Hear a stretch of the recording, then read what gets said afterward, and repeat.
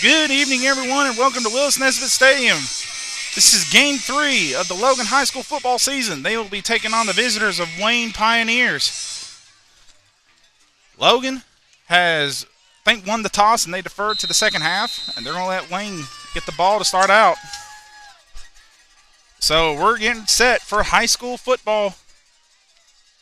Slack is getting ready to kick it away. He's going to put the boot in. And the boot is down. It's going to get away from a Wayne defender, and it's going to go into the end zone for a touchback.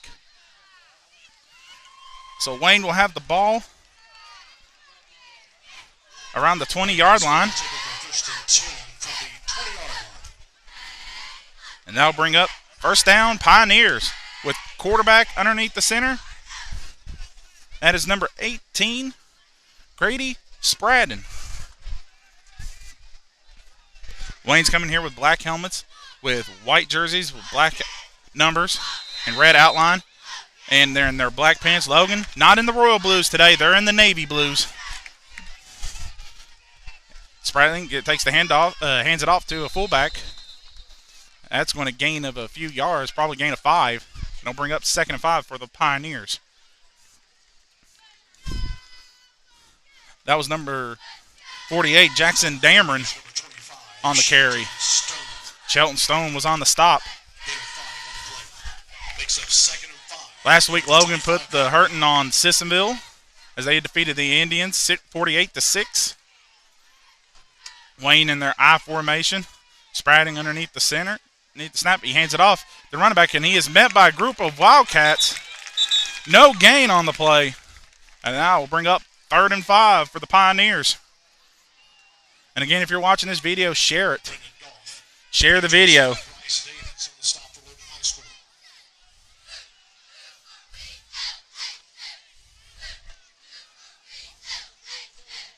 At that stop is 3rd down.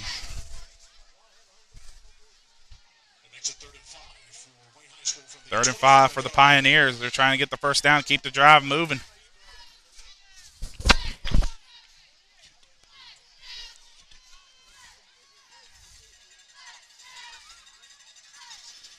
Spradden takes the snap. He dumps off the fullback, and he's met at the line, but he fights forward enough for the first down.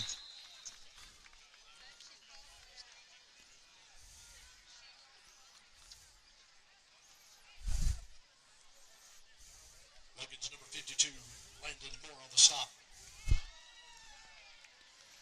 Wayne High School have a 1st and 10 from the 31. That's first down, Wayne. They got the first down. Landon Moore wasn't able to bring down Jackson Dameron, and he was able to get enough to stretch across for the first down. And again, I have a little bit of malfunction. I shared the video live on YouTube, so now it's ready to watch for Logan as Spradden takes it, hands it off to Dameron. Dameron just bullies his way forward like a bowling ball, gain of 6. A gain of 7, actually. It'll bring up 2nd and 3 for the Pioneers. Wayne's coming in with a record of 1-1 with a shutout victory over Tulsa, and then a loss last week to the Scott Skyhawks. Logan comes off with a 2-0 record with victories over Man 20-7, and last week 48-6 against Sissonville. Here in the first quarter, Wayne has a 2nd and 2. He hands it off to the running back, and he just cuts his way forward, and that's enough for a first down. Wayne's doing exactly what Logan did to Man.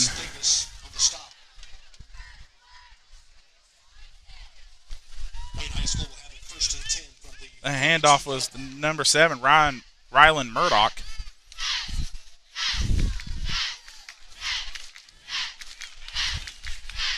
Spradden underneath the center.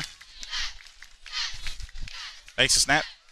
He drops back to pass. He's looking to throw. No one's open. And in the area of Williamson and Stone, just couldn't corral it.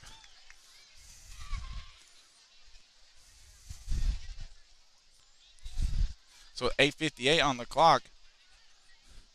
He's bring up 2nd and 10 for the Pioneers. Spradden was pass rushed by 2 Logan defenders. He just had to get away from it. And luckily, he didn't air mail it too much because Williamson and Stone was right in the area where they could have picked them off. So Spradlin be under center in a wing T formation. Seven Murdoch's in motion. They get it to Murdoch, and Murdoch only gained about 3 yards.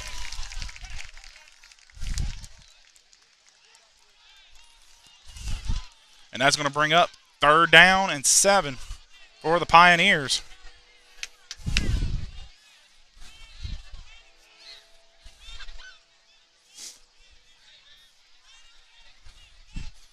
The heavy fullback Jackson Dameron's back in in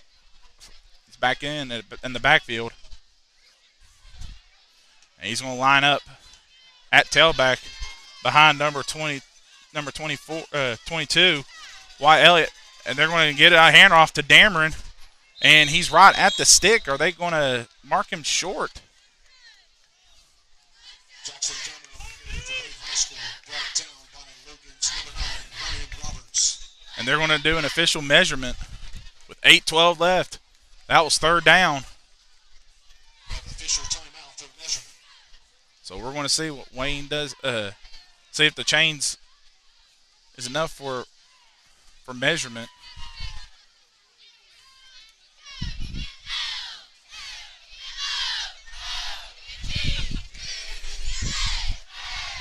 And you can hear the crowd.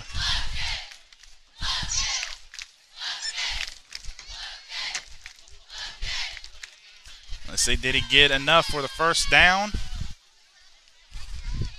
It is an inch short, and I would assume Wayne, they're going to send their quarterback back out, and they're going to go for it on 4th and inches.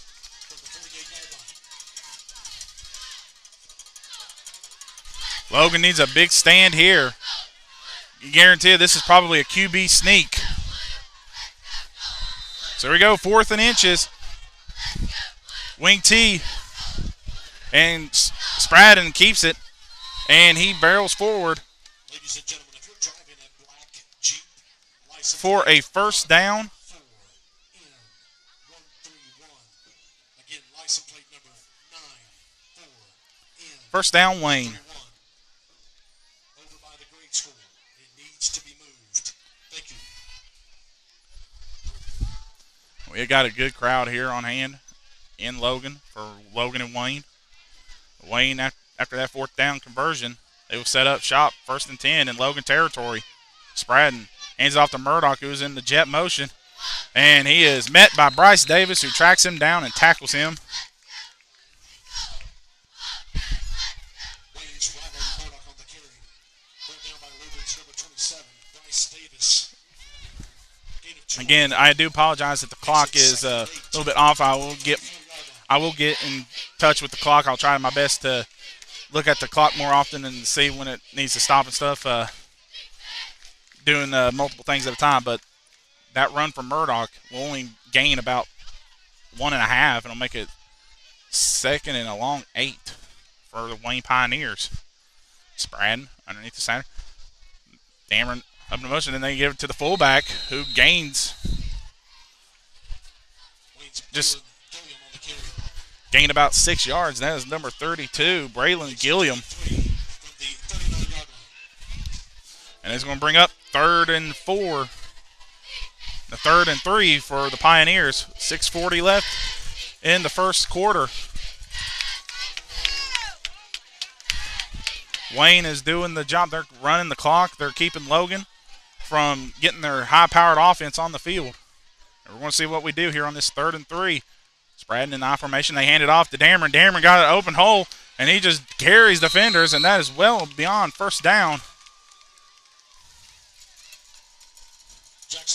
Jackson Dameron on the carry. Braden Chambers on the tackle. Wayne's 1st down for the Pioneers.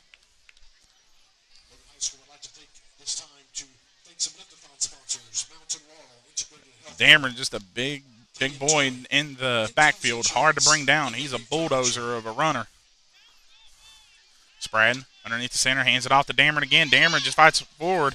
Use that weight to gain him about 5 yards on the play. That's going to bring up 2nd and 5 for Wayne. And right now, Wayne is playing it smart right here. They're not letting Logan get their offense on the floor, and Logan is just getting tired. Wayne's just gashing them through the middle.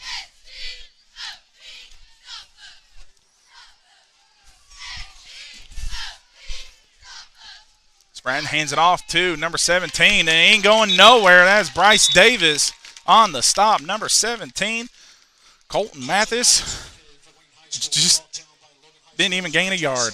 And that's going to bring up 3rd down for Wayne. Loss of 1 on the play. Makes it 3rd and 6 from the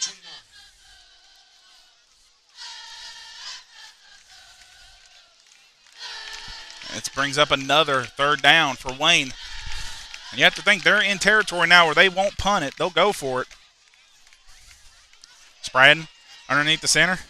He's going to hand it off to their fullback, and he gets to the edge outside. He's got enough room. He's going to take it down the sideline. He is tackled out of bounds by Malachi Gardner. That is Braylon Gilliam. And that is 1st and goal, Wayne at the 6-yard line.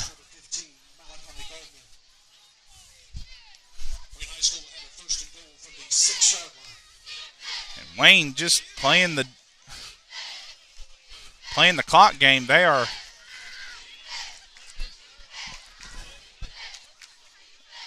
Spratton handed over to Dameron. Dameron just barrels forward, and he just pushes his way into the end zone. Touchdown, Wayne.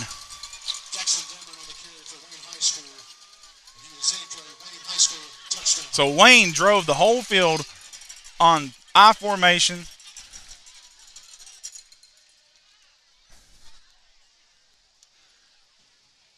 And on just basically smash mouth football. Spratton snap is down, kick is up, and it is good. So 4:34 left to go. Wayne takes an early 7-0 lead over Logan. Logan will have the ball on the kickoff. With that, I'll step aside and be right back as you're watching Logan High Football live on YouTube.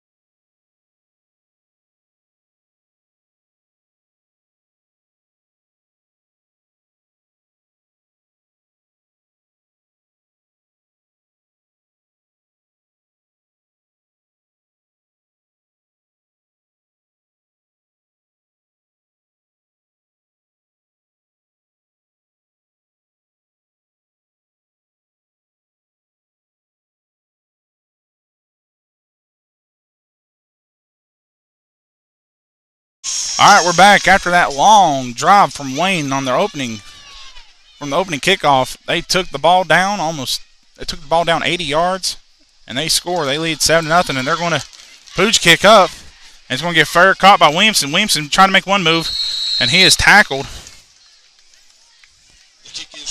around the 37-yard line. So that'll be 1st and 10 for Logan, with Jackson Coger coming out after having a strong game last week.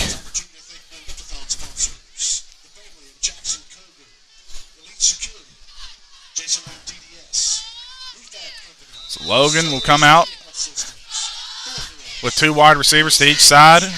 Slack and Barry to the top of the screen. Slack and Williamson to the top of the screen. Clancy and Barry to the bottom of the screen with Connor Mullins in the backfield. 1st and 10, Logan. Coger looking to try to get Logan's offense moving. Takes the snaps, looking to pass. He passes it over to Slack. Slack's got an opening. Slack makes a move, and it's enough for a gain of 5. So Slack will move the ball up to the 43-yard line. We'll make it second and a long 4. I should say 2nd and 5 for Logan. Koger takes a snap, and that is going to be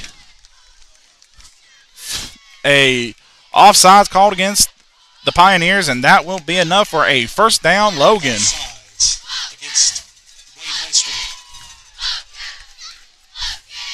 5-yard penalty will be 1st and 10 for So Logan going back to their old holding the trying to force them to jump.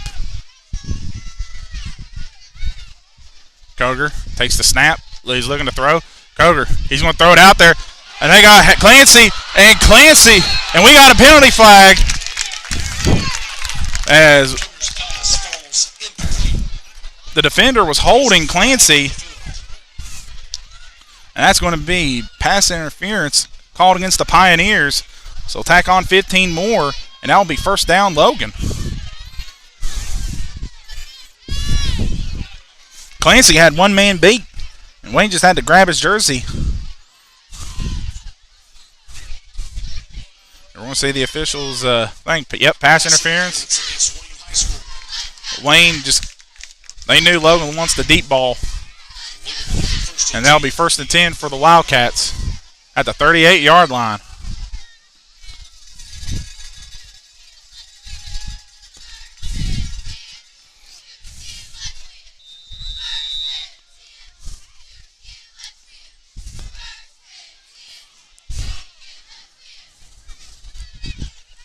Koger in shotgun with Connor Mullins beside him. Koger takes a snap. He's going to look to throw. Koger doesn't see anything. He's just going to take off and run. Koger only gets about 2 yards. And he's brought down by a group of Pioneers, and that's going to bring up 2nd and 8 for Logan. Koger was trying to look downfield. Nobody was open as Wayne played a better coverage on that time. And they were able to stop Koger to throwing those deep balls that he loved throwing. And for him to also not get an open field running, as he can power run for a quarterback. And they had the QB spy. Koger takes a snap. He's going to look to throw.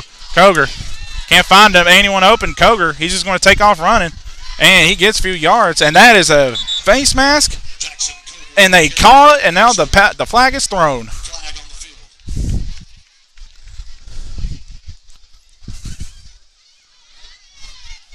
Face mask called against the Pioneers. So Logan really getting their yards on penalties. Wayne is just shooting themselves in the foot with offsides, pass interference, and face mask. That's going to set Logan up in good field position in field goal territory if they want to kick a field goal. But where Wayne just scored a touchdown, they want to go ahead and get Logan in the scoring position. So 2:42 left on the clock. 2nd in about 3. But it looks like they called an incidental face mask, so it's not enough for a first down. They're letting the play clock run. Koger looking for the snap. He takes it. He's going to look to throw. Throws it over. Barry just short. Koger's pass is incomplete into Drew Barry. Barry was open, just the pass was short. Wasn't able to corral it, and that's going to bring up 3rd and about 4 to go for Logan. Makes it 3rd and 4 from the 32-yard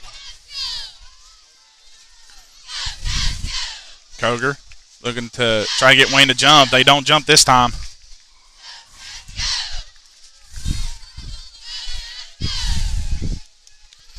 Bone switches sides. Koger takes a snap. He's going to run it, and Koger's going to get enough for a first down and more. And Koger just dragging the pile. He moves forward. And that's first down, Logan.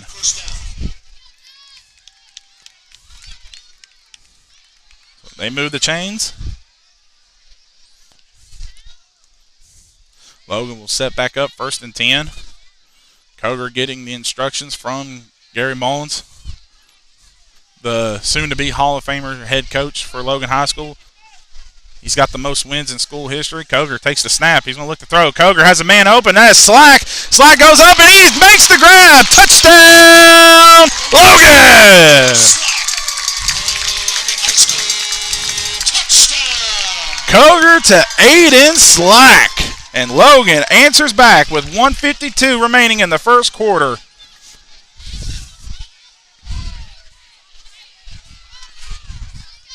And we're going to bring Slack on for the PAT.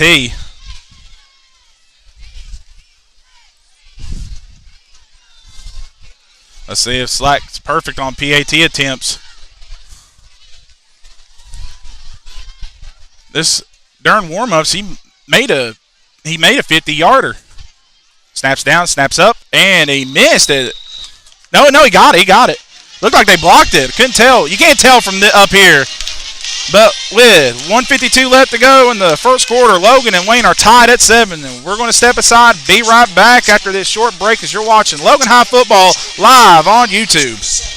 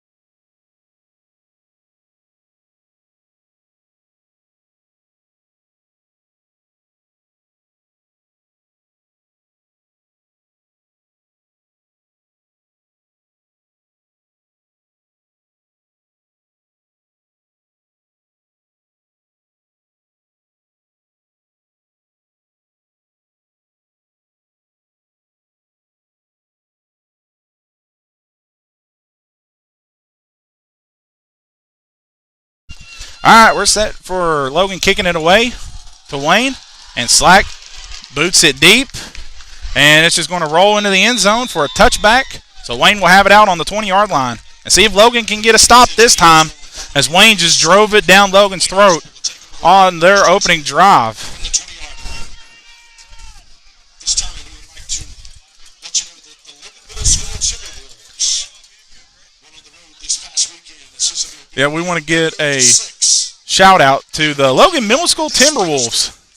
They defeated the very talented and one of the teams to beat in the conference, Ripley Vikings, 38-6 against the Vikings, and moved to 2-0. And they'll be back in action next week at home against Winfield, a anticipated matchup between the Generals and the Wildcats.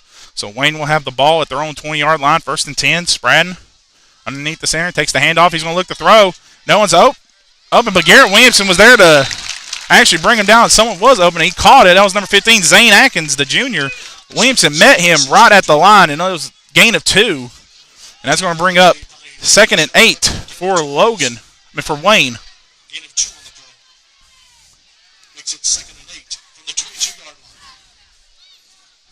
We're going to go over the defense real quick. On the defensive line, Ryan Roberts and Connor Mullins, the defensive ends, with Landon Moore and Brennan Goff at the interiors. Spradden underneath center, takes the handoff. He hands it off to Dameron. Dameron just just like a bowling ball his way through it. He gains about 2 yards. That's going to bring up, 3 is going to bring up 3rd and 5 for Wayne. Let's see if Logan can get that stop here and get Wayne off the field. Need to get the crowd behind it, behind this Logan team, because Wayne is doing everything. This is what Wayne wants to do. They want to run the clock and score points. That's what they do, and if they do it, they can do it. Spradden, Murdoch underneath. They hand it off to Gilliam, and Gilliam ain't going nowhere. So with 35 seconds left in the first quarter, Logan gets a 3rd down stop, and looks like they might go for it on 4th down. But I think Wayne's going to let the clock run out, and they're going to decide what they're going to do. Spradden's over there on the sideline getting instruction from the Wayne offensive coordinator. And they're going to run players out on the field, and it looks like they are going to punt. But time will run out. And that is the end of the first quarter. Logan and Wayne are deadlocked at 7, and Wayne will have a 4th and 4 at their own 27-yard line, and we'll see what they can do here on 4th down as we're going to step aside and be right back for this 4th down play. Get Logan and Wayne. Again, you're watching Logan High Football live on YouTube. Please share the video, and let's get more people to watch on this broadcast.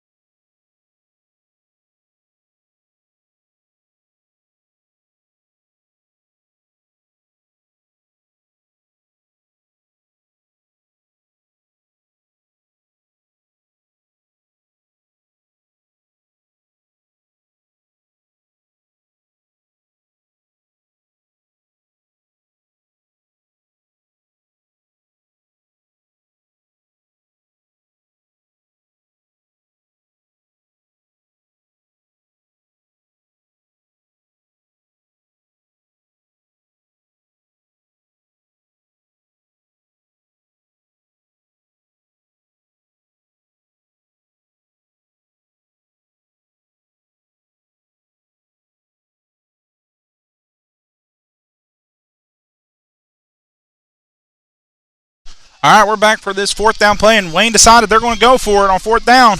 They're going to hand it off to Dameron. Dameron just barrels forward, and he gets enough for a 1st down. So, gutsy call by Wayne paid off.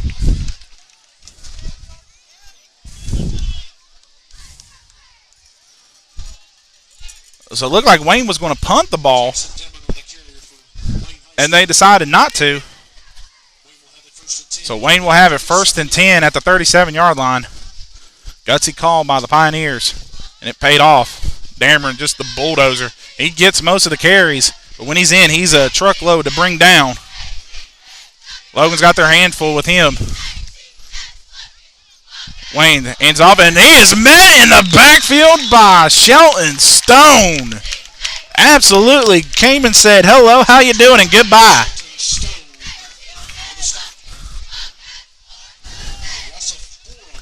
That's a loss of 4. 2nd and 14 for the Pioneers, and this is what you want for Logan. Get Wayne in those long drives, but back comes in Dameron, the bulldozer.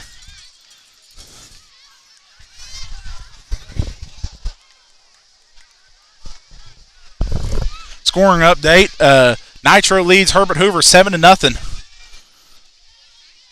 Spraden takes a snap. He hands it off to Gilliam. Gilliam ain't going nowhere, and Logan brings him down. And Gilliam loses his helmet. Davis and Roberts were the 2 men on the stop for Logan, and that's going to bring up 3rd and 13 for Wayne. Again, 2 matchups you want to watch out for this week in the Cardinal Conference. Nitro, Herbert Hoover. Nitro a shocking 2-0. Herbert Hoover a shocking 0-2. And the Chapmanville Tigers on the road at Winfield, a hard place to win at. So Spraden underneath the center. Gets the handoff to number 17. He's got an opening, but it's tackled by Bryce Davis. And that's going to bring up 4th and 8. And it looks like they're going to send out some players, and it looks like they might punt it away. And they are going to punt it away, as it looks like Dameron's going to be back to do the punting. Watch a fake here. Wayne's known for in the past, they can fake a punt. Oh, we get a false start called against the Pioneers as the left tackle moved. As I forgot to stop the clock, so it's 9:38 left on the clock. So back them up 5 more. So Logan could get the ball in good field positions. Last year, Logan and Wayne went down to Wayne. First time Logan beat Wayne since the early. And Dameron's pooch punted, and it's coming this way to the sideline. And it's going to roll out of bounds with 9:26 left in the first half. Logan will take over at the 44-yard line. And while Logan gets set, I'm going to take a 10-second break. I'll be right back.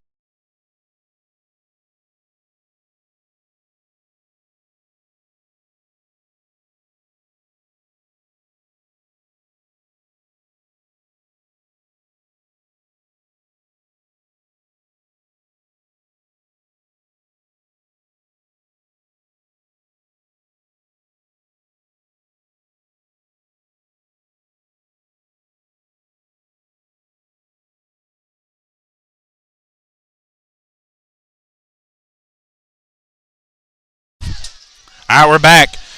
Here to start the second drive for Logan is Koger. Takes the snap. He's going to look to throw. Koger's got a man deep. He's got Slack wide open.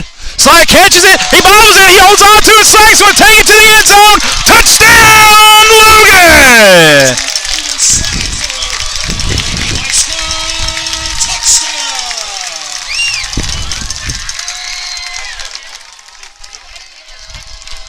Slack beat his defender, and his defender fell down. Slack almost dropped it. He bobbled it, but was able to hold on to it.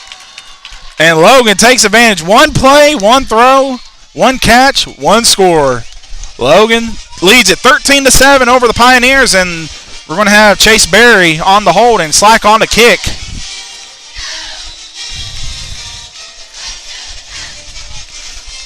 Last kick, Slack almost missed the kick. See if he can hold it down and get it up in through the uprights.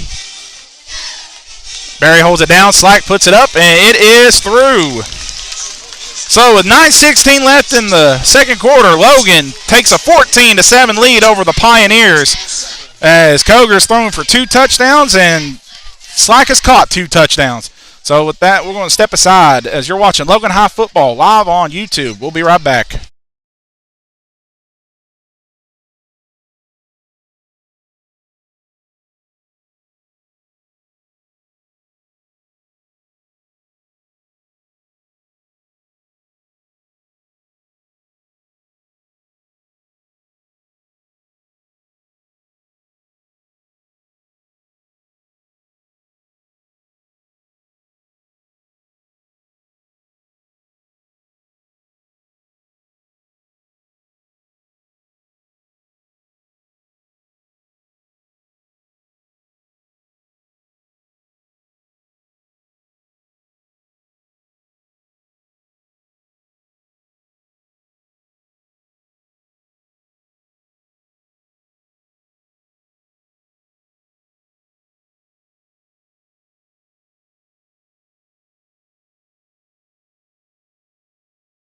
All right, we're back as Slack is ready to kick it off.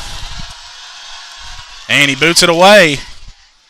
And it's going to go into the end zone. He got to pick it up, and ooh, that ball almost.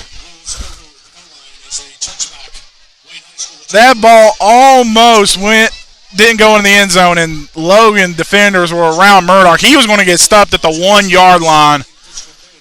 But for the third straight drive, Wayne will start out on their own 20-yard line. 1st and 10 Pioneers.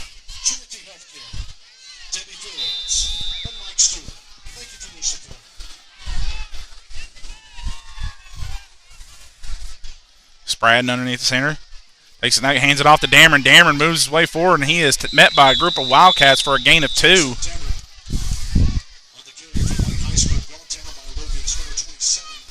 Bryce Davis, the machine of a linebacker. He's getting offers. He's got offers from UC, West Virginia State, and I think Glenville State. This is a talented senior linebacker who can play at the next level. And there's a ton of Logan players who will play at the next level. Koger will be a next level quarterback. And Williamson's playing baseball at the next level. Spradden underneath the center. He's going to hand it off to Gilliam. Gilliam gets a hold on the outside, and he breaks forward. Now, that's not Gilliam. That's number 17, Colton Mathis. And again, Bryce Davis there on the stop. Bryce Davis is just everywhere on the defense. And see, I'm only going to pick one impact player of the game. Well, I'm going to pick three, but I'm only going to interview one and see who's in the orders. As last week, my impact players of the game were Aiden Slack, Jackson Koger, and Bryce Davis. And Big Jackson Dameron's in the backfield at running back. They're going to look like handed off to Dameron. Dameron fights his way forward, and he trips up. And he did get enough for the first down. So Wayne will have it, first down, after that run from Jackson Dameron. And again, Jackson Dameron standing in at 5'11", weighing in at over 200 pounds, like maybe 220. He is a load in the backfield for the Wayne Pioneers. Spreading underneath the center, they fake handoff, but they hand it off to a Wayne defender, and Wayne running back. He is stuffed at the line, nowhere to go, and that was Gilliam who got stuffed at the line of scrimmage. And I'll bring up 2nd and 10 for Wayne. No, they're going to make it 2nd and 9. Forward progress got enough for the first for a yard gain. Spreading underneath the center. Dameron is in the wing. Gilliam is in the fullback. Wing T. Murdoch takes the handoff. Murdoch's got an opening, and he is met by a group of Logan defenders, and that is actually going to be enough for a Wayne first down. That's well enough for a Wayne first down.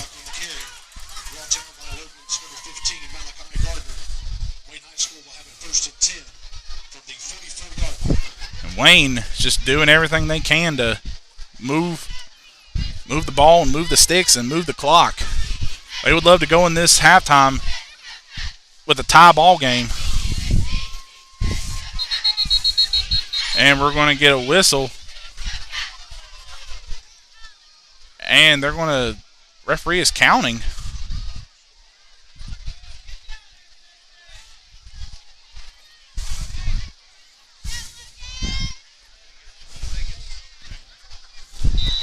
Maybe too many men on the field.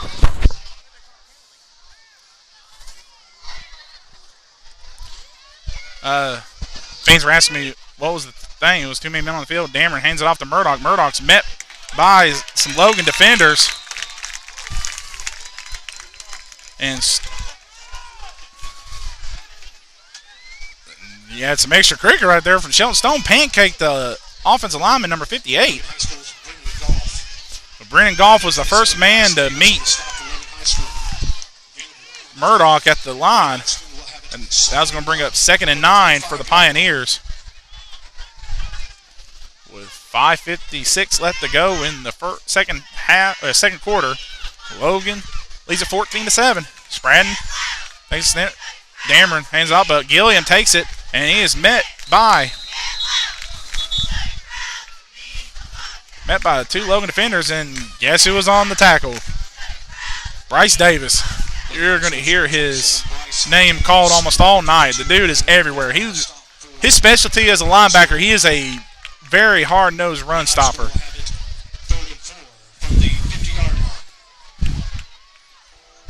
And that's going to bring up 3rd and 4 for Logan. And this could be a handoff to Dameron. And they hand off to Gilliam. He gets forward, but he gets met at the first down marker. And we're going to see where the spot is. Looks like he could be short. And they're going to do an official timeout for measurement.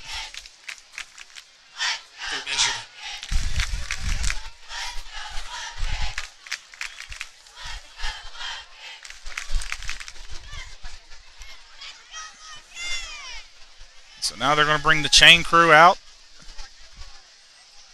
And it looks like he got marked just a few inches short. He's going to bring up 4th and inches again, and you can almost guarantee Wayne is going to go for it, and they're going to hand it off to the big boy Dameron.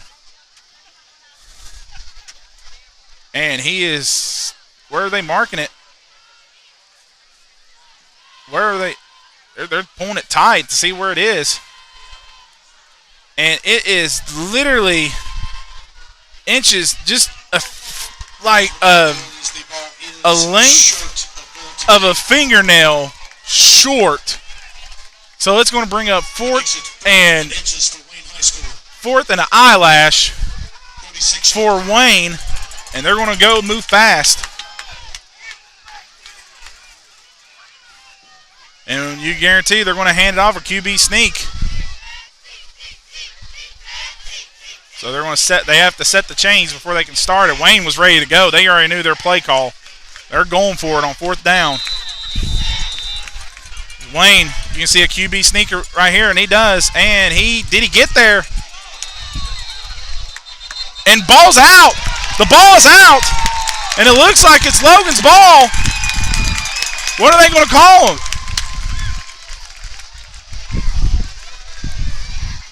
They're going to call it Wayne ball. They said he was down before the ball came out. So Wayne will have the first down at the 36-yard line.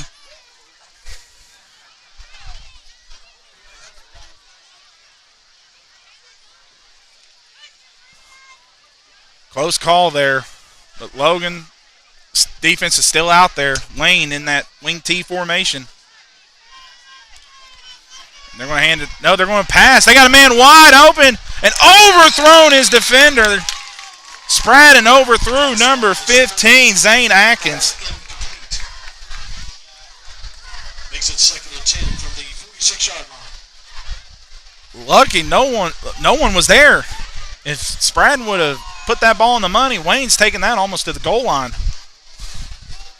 Probably would have been caught at the 1 because Slack was on the pursuit, but busted coverage there for Logan. Almost bit them in the butt, and we're going to get a timeout by official. Officials timeout. They're going to do officials timeout as Murdoch is going to come out.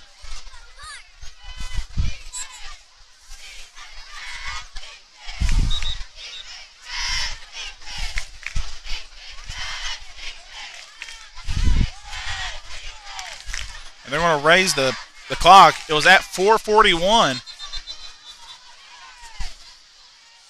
They accidentally ran the clock.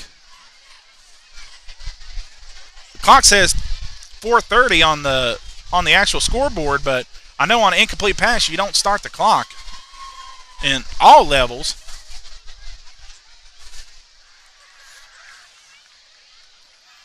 So they're going to add it. Now they're at 4:40. So I guess second and now, they're going to run the clock. Dameron in motion, taking off to Gilliam, and Ryan Roberts met Gilliam right at the line of scrimmage. And they didn't even gain a yard.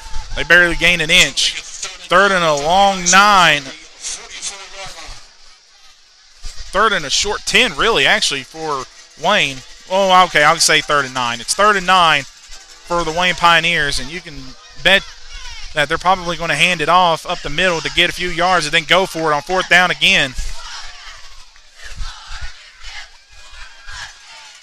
Dameron in motion. They hand it off to Dameron, the big guy, and that's what Wayne does, and he just bulldozes his way through, and we get a flag thrown, and probably it's either in the area of face mask or holding, but Dameron had a wide open lane, and we're going to see what the call is, and they're going to call face mask on the Wildcats.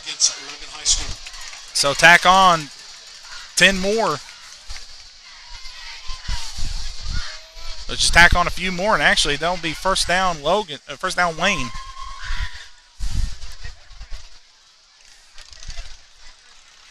Wayne High School will have a 1st and 10 from the 27-yard line. So 3:48 left to go in the first half. Logan still holds a 14-7 lead over the Wayne Pioneers. Wayne in the wing tee. Dameron in motion. Spradden is going to keep it, and he is met at the line by a group of Wildcats.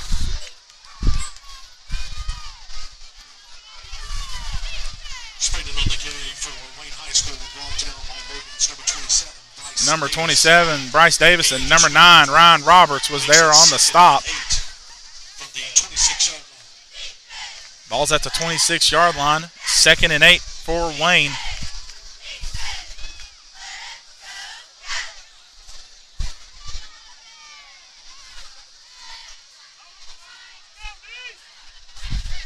This is what Wayne wants. They want to run the clock out and keep Logan offense off that field.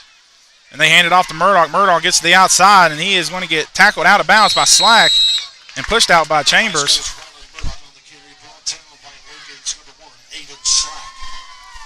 That short run, it'll bring up 3rd and 6. Third and 5 for Wayne with 2:48 left on the clock. And no teams have used timeouts. 3rd and 8, and you can almost guarantee this one's either going to 3 guys. Either Dameron, Gilliam, or Murdoch. But we can watch the pass here as Wayne will not punt the ball. Murdoch in motion, and they hand it off to Gilliam. Gilliam just gets a few yards, and he barrels forward for about a gain of 3, and it's going to bring up 4th down for Wayne. Clock is rolling, and we're going to get a timeout. Timeout, Wayne. That'll be their first timeout of the half. So while Wayne takes the timeout, we're going to step aside and be back after this break.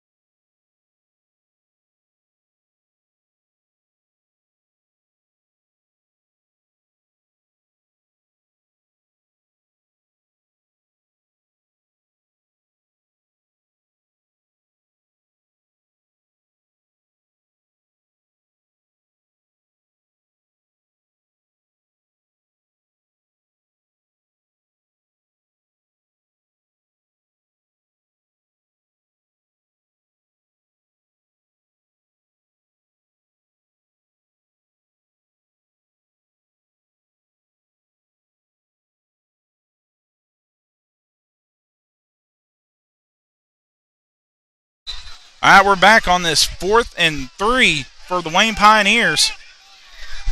Logan wants a stop here to get Wayne off the field. Murdoch in motion. Spratt is going to throw. Coger. He did not get there.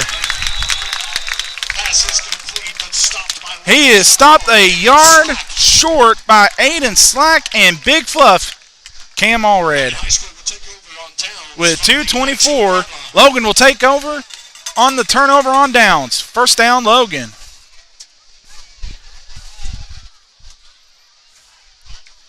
Again, if people are having trouble watching the live feed, I'm on YouTube, not Facebook, YouTube.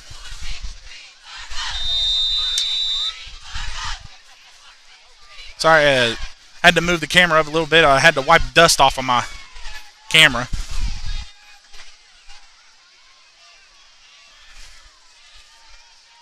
So Logan will take over at the 19-yard line, 1st and 10. Coger takes a snap. Coger's looking to throw. No, Coger's going to take on a run. We got a hold. And that is going to be a holding call against the Wildcats. As Coger was trying to get out of the pocket, and one of the Logan defenders just yanked the Wayne jersey. And that's going to back him up 10 yards. It's going to be half a distance, really, to the goal. 10-yard penalty. That's going to bring up 1st and long from the 9-yard line.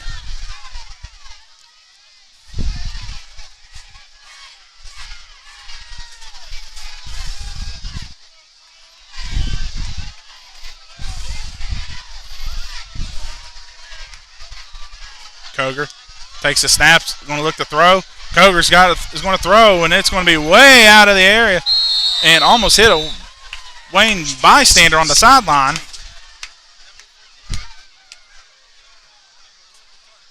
Forgot to stop the clock on that. I was looking to see if anybody was going to get drilled. But it's going to bring up 2nd and 19 for Logan. That holding penalty right now it's going to cost the Wildcats.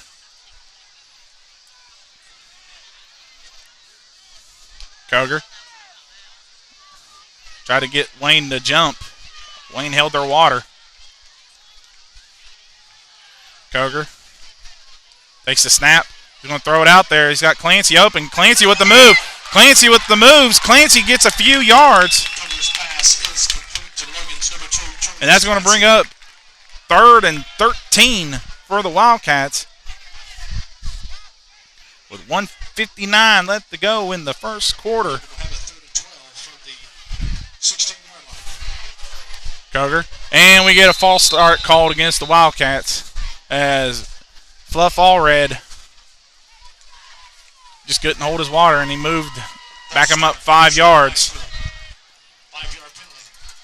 Replay 3rd down. So now that's going to bring up 3rd and long. Let's see what Gary has in store for this Wayne Pioneer defense, who in the past 2 drives have not been able to stop Logan. But Slack is the single man to the opposite side of the field, with trips to the right with Clancy, Williamson, and Barry. Now Koger's the only one in the backfield. He's going to roll out, and he's going to look to throw. Koger's got time. Koger's going to throw it deep. Barry is open. Barry caught it! Barry caught it! And Barry is off to the races! Drew Barry with an absolute moss-like catch. I don't know if you've seen it. Wayne Pioneer defenders wanted a push-off, but it was a 50-50 ball up in the air. Both hands were up, and Barry just went up and grabbed that out of the air. First down, Logan. I don't know if you could have seen the grab, but Barry just went up and grabbed it over the Wayne defender. That's Barry's first catch of the year. And his first as a Logan Wildcat. Let's see if Logan can take this momentum with 59 seconds.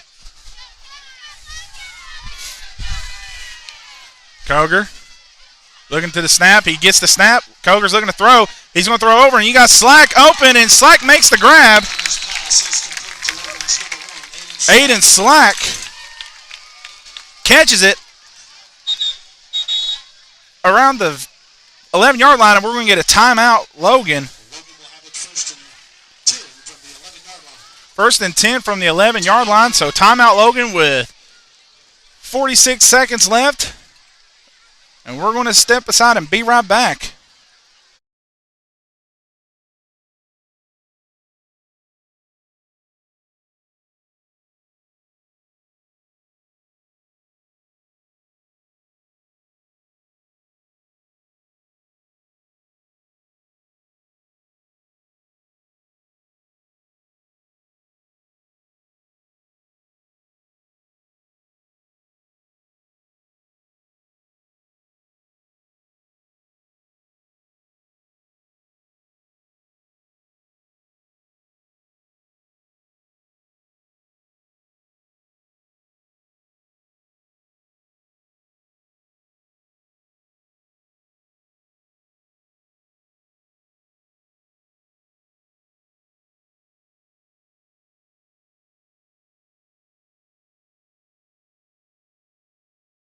All right, we're back. Logan's first and 10 at the 11-yard line with 46 seconds left in the, well, really 45 seconds left in the second half. Logan's in good field position to move the ball and try to get a touchdown. Koger, the single man in the backfield, snap. He takes a snap. He's going to roll out. Koger, he's just going to take off and run. Koger has one man to beat. He just plows forward, and we're going to get a timeout, Logan. With 36.2 left, Koger gained about 3 yards, and that's going to be another timeout, Logan. As Logan's timeout, I'm going to take a timeout, as we'll be right back.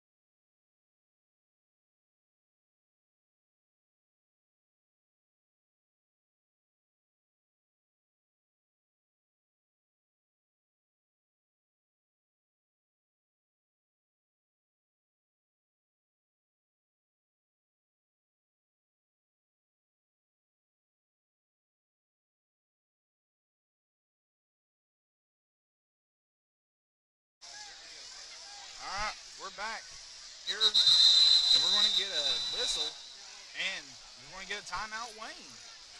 Timeout. Wayne didn't like what they saw on their defense, so Wayne will call timeout. They have one remaining, just as Logan.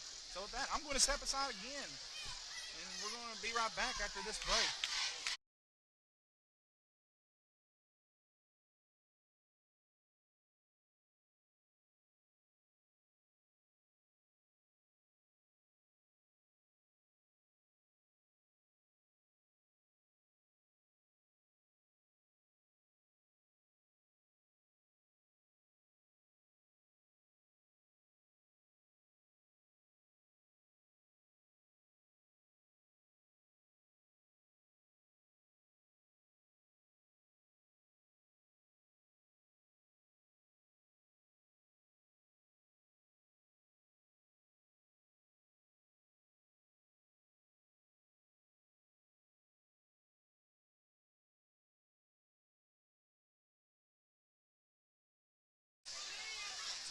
And we're back here on this second and long for Logan, and we're going to get another whistle. And that's going to start the play. Mullins in motion. Koger takes a snap. Koger rolls out. Koger's going to keep it. Koger with a spin, and Logan is going to call another timeout. On the carry for Logan High School. We'll make it 3rd and 3 from the 5-yard line. That's going to bring up 3rd and 3 from the 5-yard line. Gary Mullins is the one to talk it over. He wants to get one of his wide receivers open in that back of the end zone, so Koger could either throw it out up to him where he can make that grab, or just, if he misses it, he can just throw it out bounds and don't get an interception for a turnover. But good defense by the Wayne Pioneers. They are not able to hold, get Logan open. And Koger just had to take off running, and that QB spy just worked out for Wayne. They're keeping a spy on Koger because they know Koger can run with the football. He's the version of Logan's bulldozer as a quarterback. Wayne's got their bulldozer in Dameron, and Logan's got their bulldozer in Koger. So we're going to see what Gary Mullins has dialed up here on 3rd and 3. If Logan gets to the 1-yard line, it'll be a first down. 3rd and 3 on the 8-yard line, and we'll see what Logan can do to get in the end zone to try to take a 21-7 lead going into the locker room. Koger takes a snap, looking to throw. Koger, he's going to throw it, and he's got Clancy open, and Clancy is in the end zone. Touchdown, Logan! Sorry, it would help if I brought the mic down, but Clancy caught that slant off of Koger's pass and found his way into the end zone, so Logan gets the touchdown, and they take a 20-7 lead going probably into the locker room with 24 seconds left on the clock, and we're going to see Slack attempt the PAT.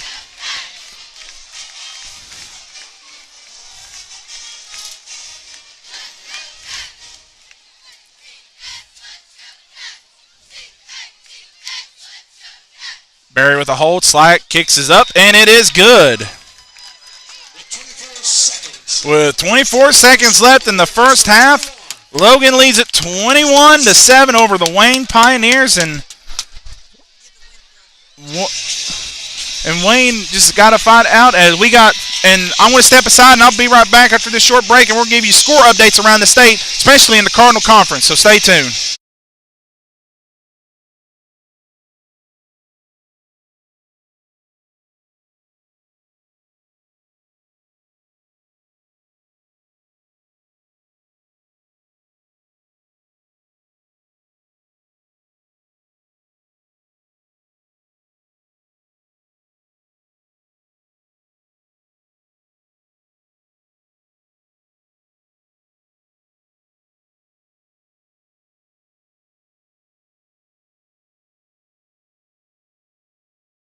We're back, and we can only find one score update. Chapmanville trails Winfield in the second quarter, 15-7 against the Winfield Generals.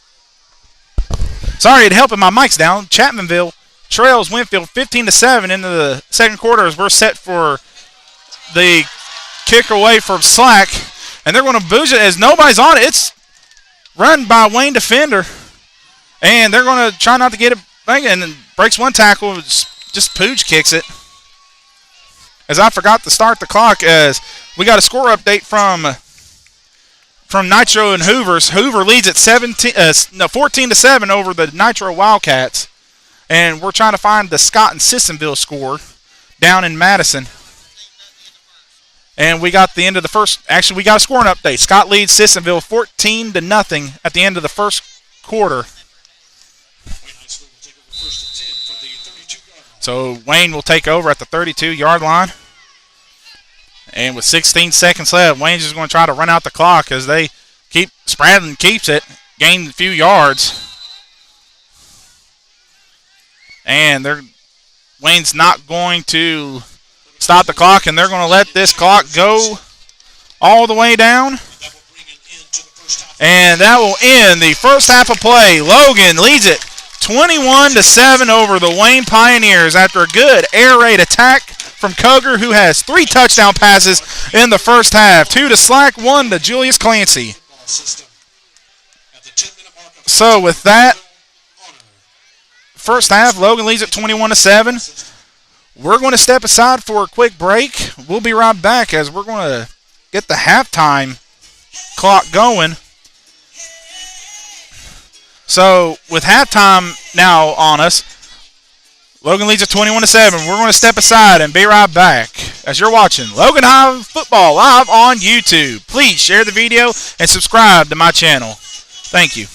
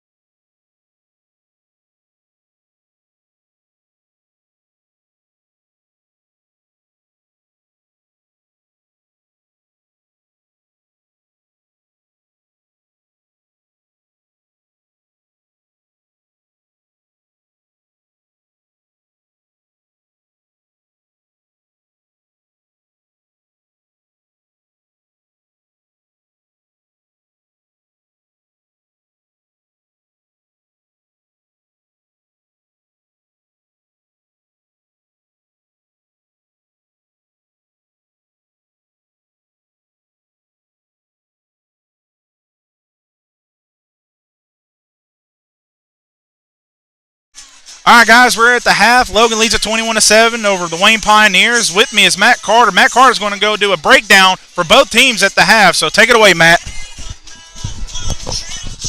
All right, we're live right here at Willis-Nisbet Stadium. Logan High School's up 21-7 at the half. Logan High School's air game is in play tonight as Jackson Coger has hit many deep passes to open up what could be in the second half a strong running game for Logan High School with the lead. Wayne High School has tried to control the clock in the first half of play. They have really ran the ball consistently. And on one play, they built up the whole half with the running play. And the wide open kid here on the pass, he was wide open and they overthrew him. And it kind of went downhill from there for Wayne High School. It's kind of took the wind out of their sails as Logan just took over with some deep passes. But with Logan up 21-7, you got to think in the second half that Logan is going to come out, maybe try to establish the run because we are getting the ball to start the half. So are they going to come out and keep on attacking, or are they going to come out and run the ball? I like to say they're going to take their chances with maybe a couple passes deep, but look for the running game possibly to take over in the second half of play. All right, guys, that was Matt Carter. Matt, thank you for coming on. And again, guys, if you're watching, share the video. Let's get more people on here to watch. I got 67 watching at this time, and I know there's more on there watching. But thank you guys for watching. We're going to break it for the half. We'll be back for the Logan Raiders division. Their season is underway. They are 2-0. Well, they're actually 1-0. Both on all classes, they defeated Man Little League, Midget League team down in Man. And again, for those who watch, I will be live for the Logan Raiders games tomorrow against the Gilbert Lions as they come to town to try to hand Logan's all divisions their first loss of the season. So with that halftime break, we might get another one in. We'll see what Bill Lusk is up to. See if he doesn't come in, it's fine. But until that time, we're going to step aside and be right back after this break. Enjoy halftime, silent mode. I'll be right back. Thank you for watching. So stay tuned.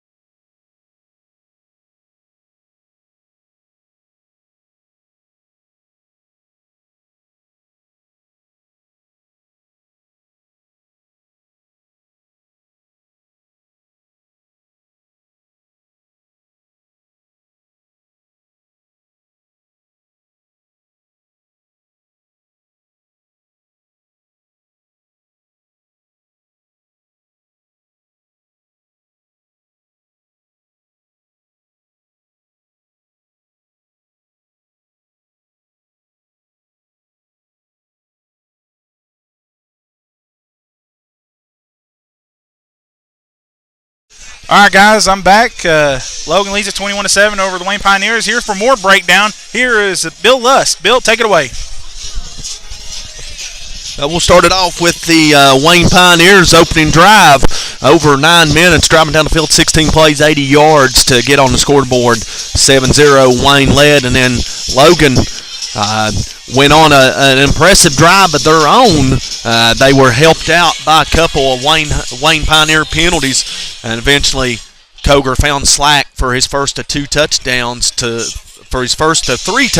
2 of them coming to slack to tie the contest. Wayne went on another drive but was unable to convert, turning the ball over on downs, and Logan took over. And Logan needed just one play after the punt. Logan needed just one play after the punt, 10 seconds to capitalize and go up 14-7. This one was a 56-yard pass to Aiden Slack, and then the Wildcats got the ball back after the Pioneers went on another lengthy drive, 16 yards. Started on their own 20-yard line, went down the field 16 plays. The drive ended at the 19-yard line as the Pioneers turned the play over on downs, and it looked like Wayne was going to get the ball back with 2 timeouts and have a shot to potentially tie this game going into halftime.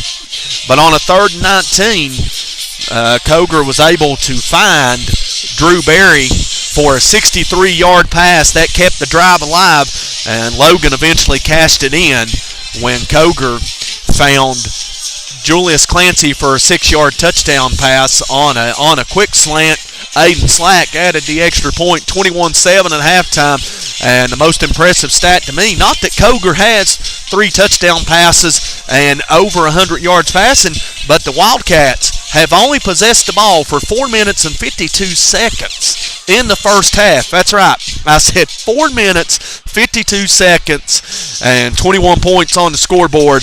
It's been the air attack for the Logan Wildcats getting the job done, and Logan will receive the kickoff to start the second half. And this kind of puts Wayne in a little tough situation with their backs against the wall. The Pioneers can't afford to go on no 15, 16-play drives and chew up most of the clock. They have to score some touchdowns, and with Logan coming out to get the ball to start the second half, I look for Coach Gary Mullins and the Wildcats to go for the proverbial backbreaker, drive the nail in the coffin here early in the second half. 21-7, Wildcats looking to go to 3-0 on the season for the first time are looking to go 3-0 on the season for the second consecutive year. And last time that happened was 2010 to 2013 when the Wildcats started 3-0 in 4 consecutive seasons. And hopefully, if Logan is to go 3-0, there's not a repeat of last year when it went to Liberty Raleigh. And Coach Nick Booth told me last year, that was one that they should have won. They let slip away, and in the end, it was the game that you could say cost them their playoff berth last year. Next week, you got a Polka team coming in here that is 0-2. They're going up against Independence tonight, and they have. They've got the tough challenge of trying to slow down an Independence club that has outscored its first 2 opponents by 100 points, 100-0. So tough challenge for the Dots tonight. But Logan's got one more half here, 14-point lead. They're just 24 minutes away from going to 3-0 for a second consecutive season.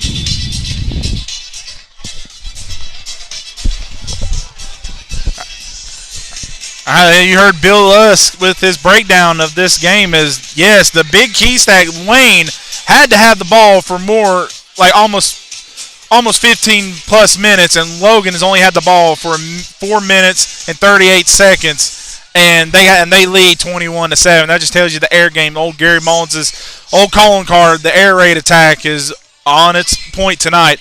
So we're going to step aside and be right back for the Midget League night. As you're watching Logan High Football live on YouTube. Stay tuned.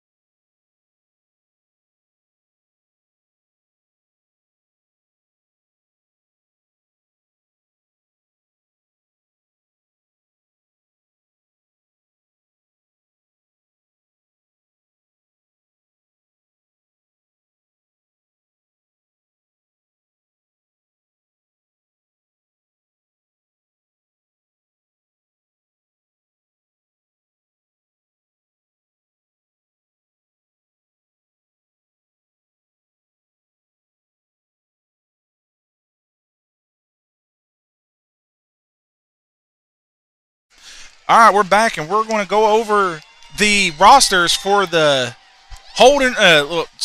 Used to be the Holden Raiders and the Logan Cowboys / Wildcats. Now they combined, and now they're the Logan Raiders. So let's go over the C team division. Here are the C team Logan Raiders 2022 roster. Number 3, Noah Badgett. Number 56, Carter Barnett. Number 15, Jackson Bell. Number 16, Donovan Bryant. Number 11, Lucas Chambers. Number 50, Ross DeLong. Number 51, Judah Fortune. Number 2, Andy Furrow. Number 12, Grayson Goodman. Number 42, Matthew Hall. Number 22, Jet Johnson. Number 40, Grayson Jones. Number 33, Bronx Manuel. Number 31, Layson Morgan. Number 34, DK Mosby. Number 8, Jackson Mullins. Number 8, Dawson Murphy. Yeah, there are 2 number 8s. Number 27, Dawson Newsom. Number 44, Paxton Plumley. Number 41, Colton Pritchard. Number 20, Major Shepard. Number 62, Lucas Smoot. Number 13, Leo Thatcher. Number 16, Zayden Tolliver. Number 55, Sincere Turner. Number 32, Levi Wilson. Number 24, Blake Woodson. And number 9, Axel Wooten. And that is your Logan Raiders C team roster. And now let's hear the 2022 Logan Raiders B team football team. Number 9, John Wesley Albright. Grayson Anderson. Number 11, Paxton Bailey. Number 73, Anthony Bias. Number 1, Peyton Brown. Number 28, Abel Browning. Number 56, Mason Browning. Number 8, Owen Browning. Number 5, Devin Cantrell. Number 21, Luke Cude. Number 14, Malachi Cunningham. Number 19, Keith Dameron. Number 18, Remington Darby. Blake Deere. Number 8, Jace Epling. Number 17, Gunnar Epperhart. Number 10, Bentley Furrow. Number 12, Jakari Gardner. Number 4, Phoenix Harvey. Number 6, Carson Hogan. Number 21, Bryson Hensley. Number 36, Eugene Johnson. Number 14, Lennox Knox. Number 16, Maddox Knox. Number 7, Noah Lee. Number 3, Grayson Maynard. Number 66, Levi McDaniels. Number 60, Mason Mead. Number 22, Colton Mullins. Number 36, Jackson Robertson. Number 15, Connor Ross. Number 24, Garrett Simpkins. Number 57, Jake Tomlin. Number 58, Parker Tomlin. Number 33, Trey Forrest Trammell. Number 40, Jace Turner. And number 13, Grayson Keith. And now let's introduce the Logan Raiders A-team roster. Number 1, Levi Abraham. Number 70, Jacob Bias. Number 54, Matthew Browning. Number 75, Cole Collins. Number 65, Dylan Collins. Number 2, Brenton Hamaker. Number 7, Austin Johnson. Number 12, Gavin Lambert. Number 28, Bryson Miller. Number 74, Zachariah Ooten. Number 66, Jordan Perry. Number 55, Mason Porter. Number 33, Harrison Shepard. Number 27, Joe Shepard. Number 52, Jace Spurlock. Number 19, Jeremiah Tolliver. Number 18, Carly Tolliver. Number 24, Brenton Vance. And number 21, Braylon Workman. And those are your 2022's Logan Raiders A, B, and C division rosters. So we're going to take a final break and get set for the halftime. And before we kick off, we might come back on a little bit and give you some scores around the state. So stay tuned as we'll be right back.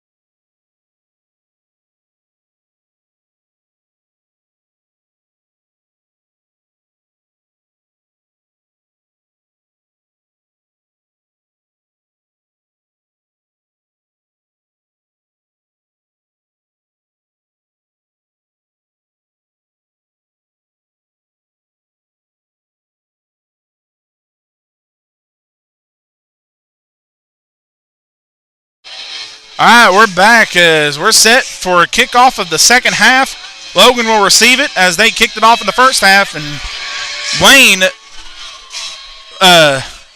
got the ball in the first half, and they took it all the way down for an 80-yard drive and a touchdown. That's their only touchdown of the game. Cade Estep on to kick, and he's going to pooge it, and it's going to go to Braden Chambers. Chambers is on the return. Chambers, he is hit hard. Braden Chambers got the lumber laid to him, and that will be first down Logan. At the 26-yard line.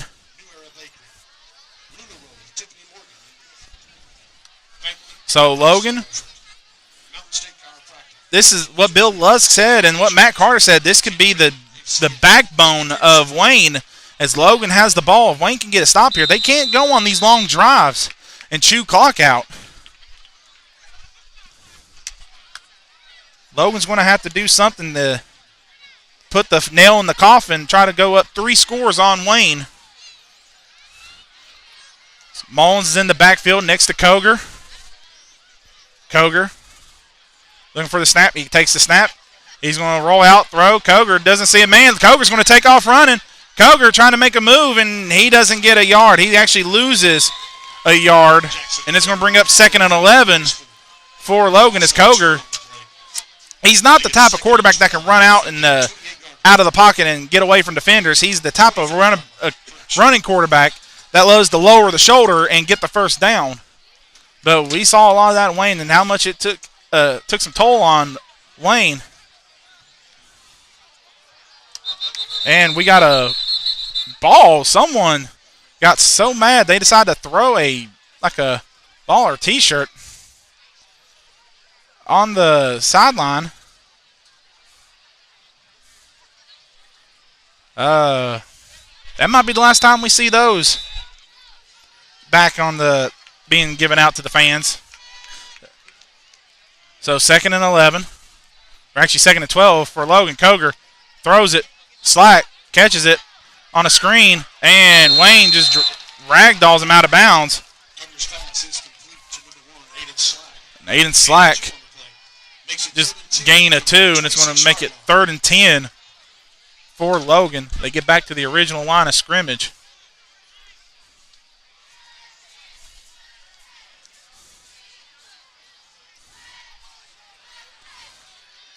Koger tried for the hard count. Wayne didn't jump. Wayne's very disciplined. They only jumped 1 time, and that was on the first drive. Ever since, they were able to hold their water.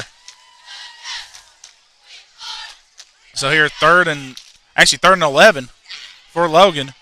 Koger takes the snap. He's looking to throw. Koger's got a man open. That is Slack. He's at the first down marker, and he makes the grab. Koger completes it to Aiden Slack, and that is enough for a first down, Logan, at the 40-yard line. Again, I do apologize if I don't catch the action. I'm trying my best. I'm working a remote and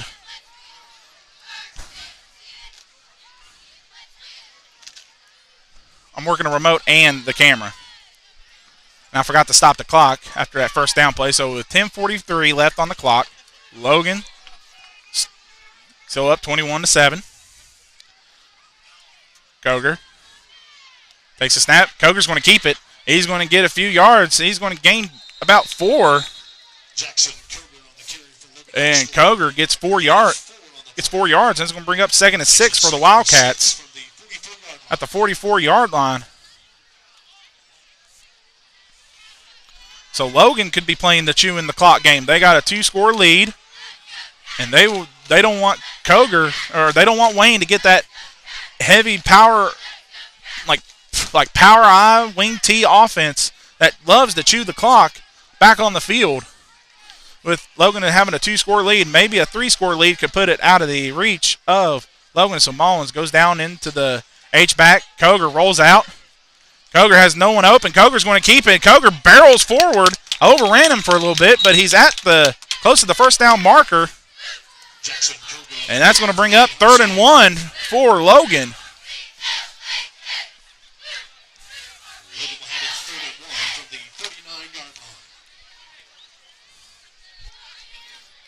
And that's going to bring up 3rd and 1 for Logan at the 49-yard line. So trips to the right with Barry, Williamson, and Clancy on the bottom of the screen with Slack up top. Connor Mullins next to Koger. Koger. He keeps the snap. He's going to get a few yards, and he's going to be right at the first down marker. Are they going to say he got it? I don't know. He needed to get to the 50.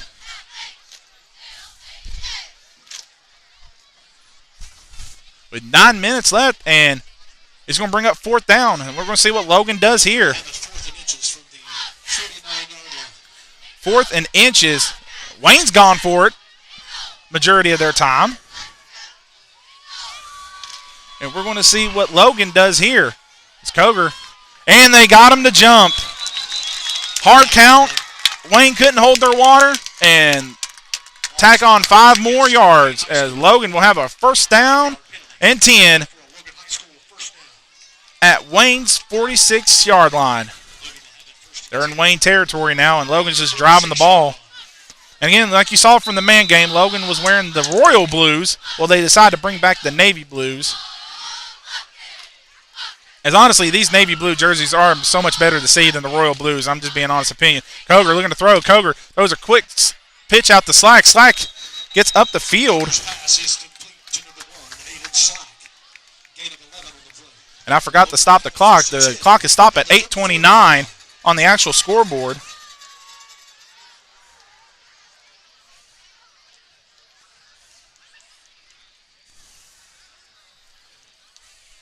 I'm a little slow with the clock. I do apologize, but it is 8:29 on the clock. Logan gets a 1st down on a quick throw and quick catch from Koger to Slack. And he was able to get enough for the 1st down and out of bounds.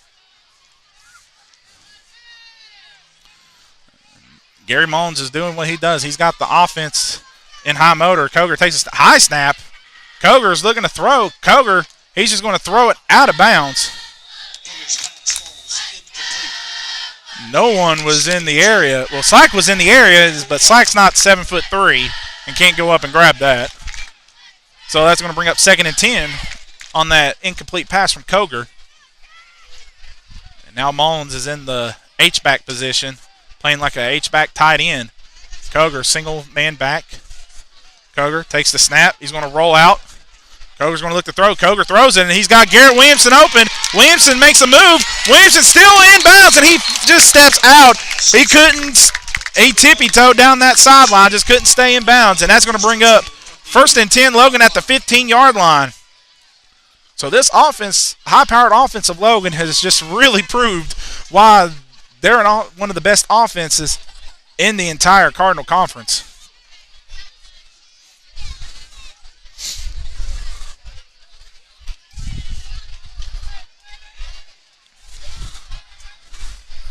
Logan has trips to the right with the same men down on the side with Clancy, Williamson, and Barry. Slack up top. Koger is going to throw it over to Slack. Slack's got one-on-man to beat. He makes a move, and Slack just gets tackled down after a gain of 2. Slack just couldn't break that tackle. And that's going to bring up 2nd and 8 at the 13-yard line. Wayne makes some substitution.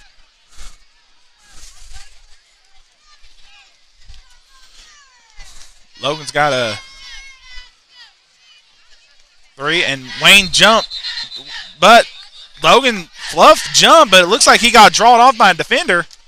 No, they're going to call false start.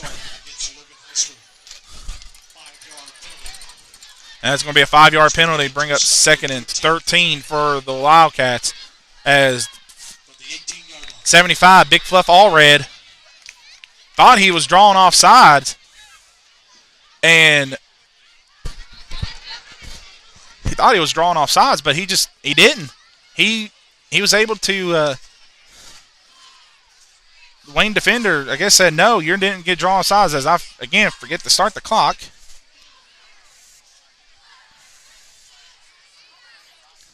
(7:19). Koger takes the snap. Koger looking to pass. Koger has to get out of the pocket, and it's in the area of holding. And Koger throws it incomplete. And that's going to be holding called against Logan. That's going to back him up 10 more yards. And so Logan's good field position. They're just killing themselves with penalties right now as a false start, holding, and from where they had the ball at the 15-yard line, well, really 13-yard line, is backing them up. And that's going to make it second and forever.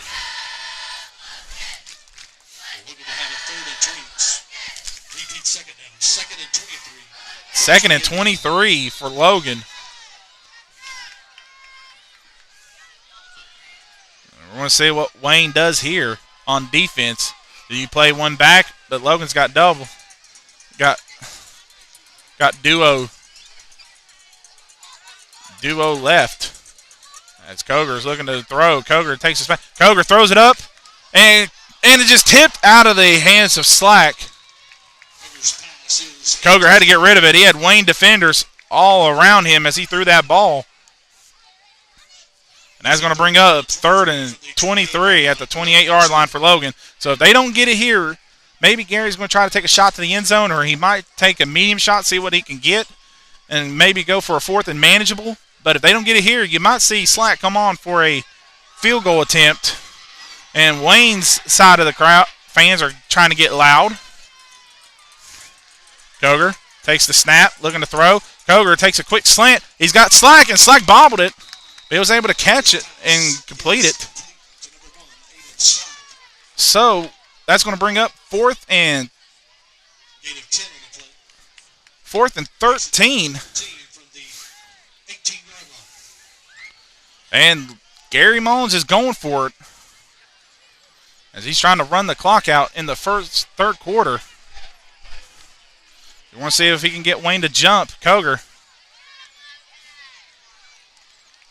hard count. No one jumped. And the play clock's running down to 7. And Gary's looks like he's going to call a timeout. And he does. He calls a timeout. That's his first of the half. And they're going to talk it over, see what they want to do. Are they going to kick the field goal, or are they going to go for it? When you kick the field goal, and you will go up 3 scores.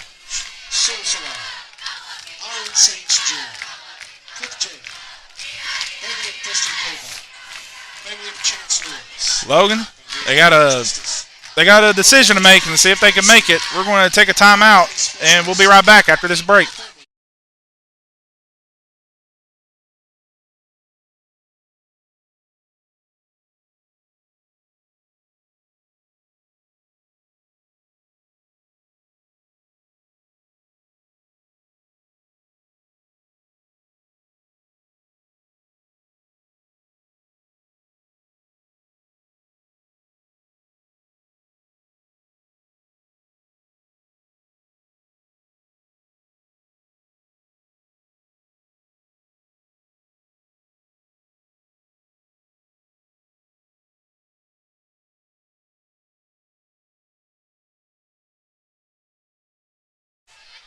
All right, we're back, and it looks like Slack's going to try to attempt I'm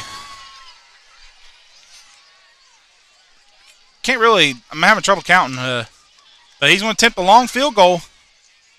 Barry holds it down. Slack kicks his up, and it is good.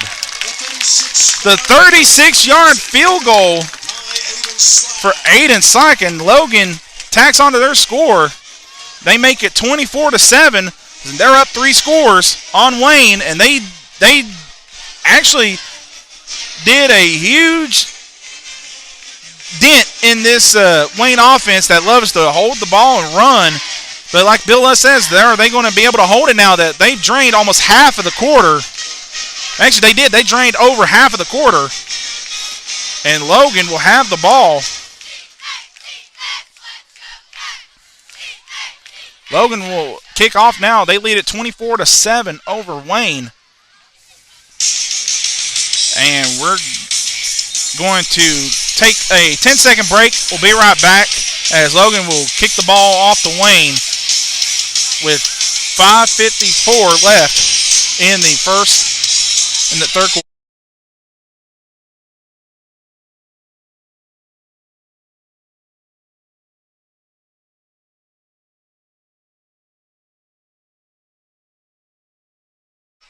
All right, we're back. And score update, Herbert Hoover leads the Nitro Wildcats 21-14.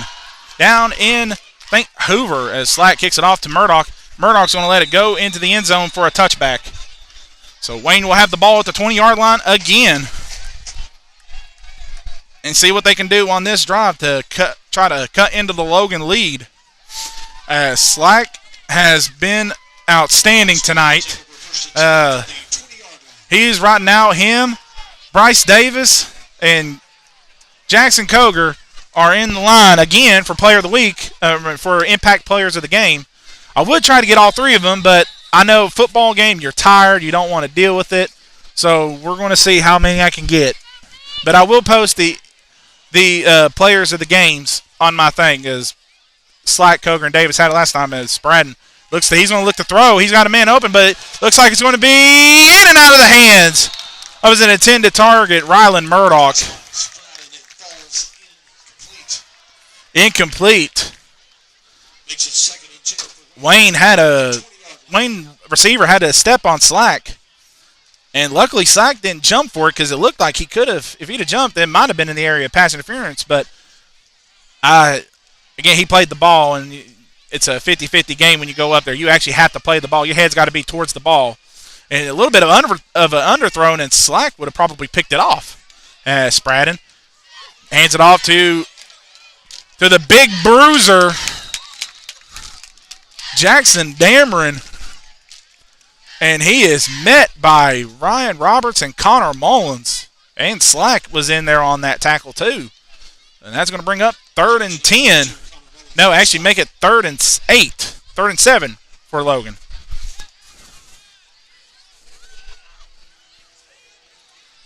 Wayne trying to get the drive going. If you're Wayne here and if you don't get the first down on this 3rd down, you're going to go for it on 4th down deep in your territory, because Logan has a 3-score lead on you. Dameron takes the motion. Dameron, and they're going to hand it off to him. Nowhere to go. And he is met by the linebacker. That looks like Shelton Stone. And it is Shelton Stone, but actually no. Wayne is going to punt the ball. I was thinking Wayne was going to attempt to go for it deep in their territory, but no, they're going to punt it. They got to punt the ball away and try to stop Logan on offense. I got to fix the camera a little bit. Dameron on the punt. He shanked the punt last time, and he boots it away, and Slack is going to let it bounce.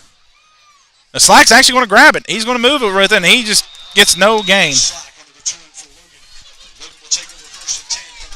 So Logan will take over 1st and 10 from the 29-yard line. I'm going to step aside and fix the camera a little bit. I'll be right back after this break.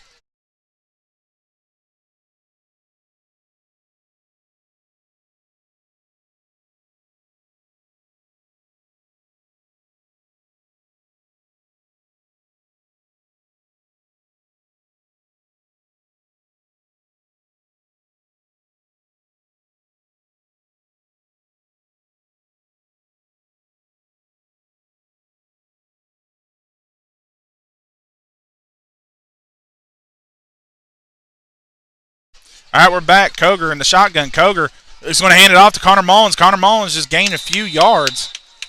Probably don't even get back to the line. He does get back to the line of scrimmage.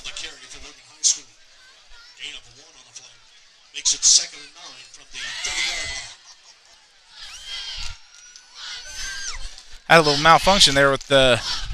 Accidentally took a picture. I didn't mean to.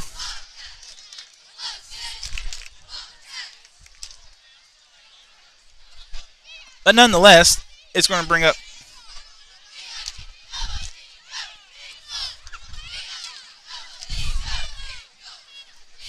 Have to work the clock. Koger takes a snap.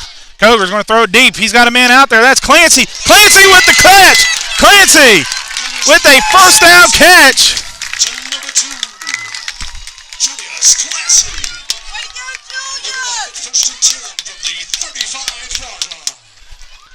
Julius Clancy had a little miss button. I hit the wrong button when I was doing the clock. But long ball from Jackson Koger to Julius Clancy, and that is going to be a 1st down, Logan. And now you're going to see new receivers coming in the game. Caden Justice is going to check into the game.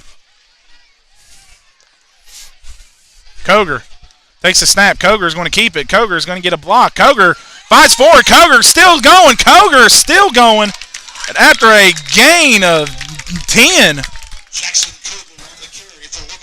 And that's going to be a first down, Logan. So the air game of Logan has really come alive in this one. It came alive last week against Sissonville.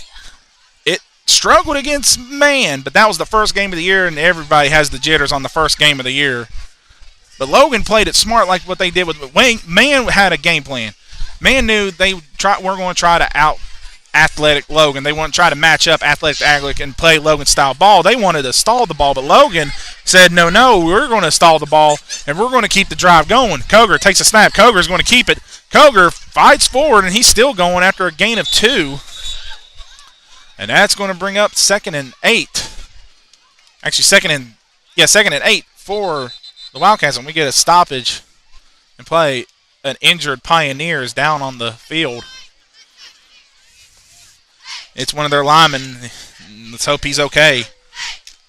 If you're a lineman, the one place you do not want to get hurt is your lower leg area, around your knee to your ankles. Because those are your weakest points of being a heavy-set guy, because you've got to put all this weight on top of your legs who can hold up anything. Your legs got to be the strongest one as you're holding up over probably plus 200 plus to maybe even 300 or 400 plus, depending on how heavy the person is.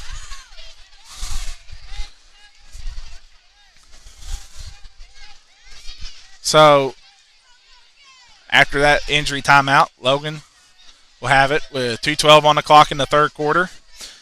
Logan's in field goal range, is in range again. Koger fakes handoff. He's going to throw it up there to Drew Berry, who's in the end zone. Touchdown, Logan!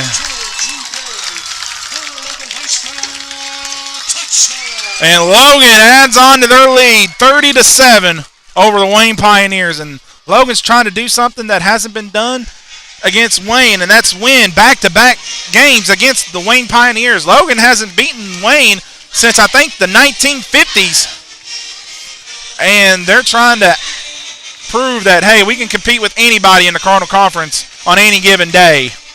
As Logan's trying to take this hopefully 3-0 record into at home next week against the Polka Dots. So Slack will attempt the PAT. Barry will be the holder. Barry holds the snap. Slack kicks up. He a little bit shanked it, but it's good. So the extra point is good. With 2 minutes left in the third quarter, Logan extends their lead 31-7 over the Wayne Pioneers. So with that, we'll take a quick break and be right back. And we'll try to give you more score updates around the Cardinal Conference. So thank you. Again, thank you for watching my video on YouTube. But again, you're watching Logan High Football live on YouTube. We'll be right back.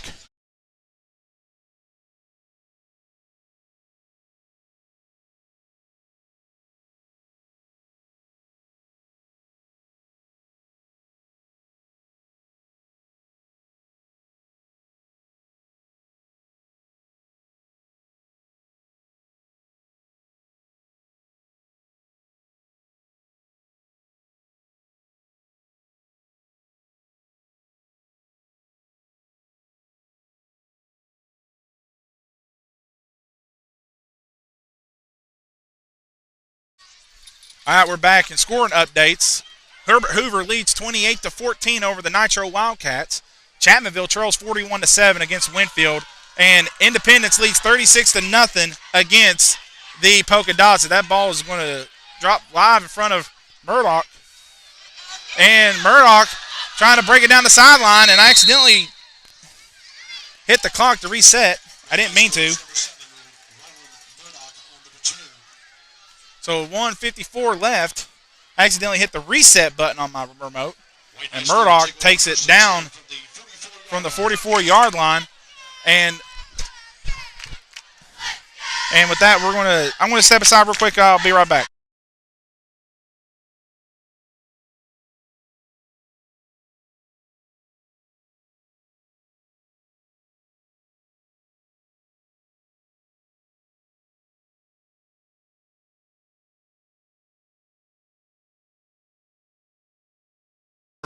All right, we're back as the handoff to a Wayne defender. It looks like Jackson Dameron. And we got more scoring updates. 38-0 before half. Scott leads Sissonville. And I think I mentioned the Independence and Polka score. 36-0. Independence over Polka. Point Pleasant is winning as well against Mingo Central, Mingo Central is very tough as Dameron takes the handoff, and Dameron just gains only a few yards. Actually, they moved him down to the 8. Actually, on that gain, Point leads Mingo Central 21-0. So Wayne will have a 3rd down and 3 at the Logan's 49-yard line.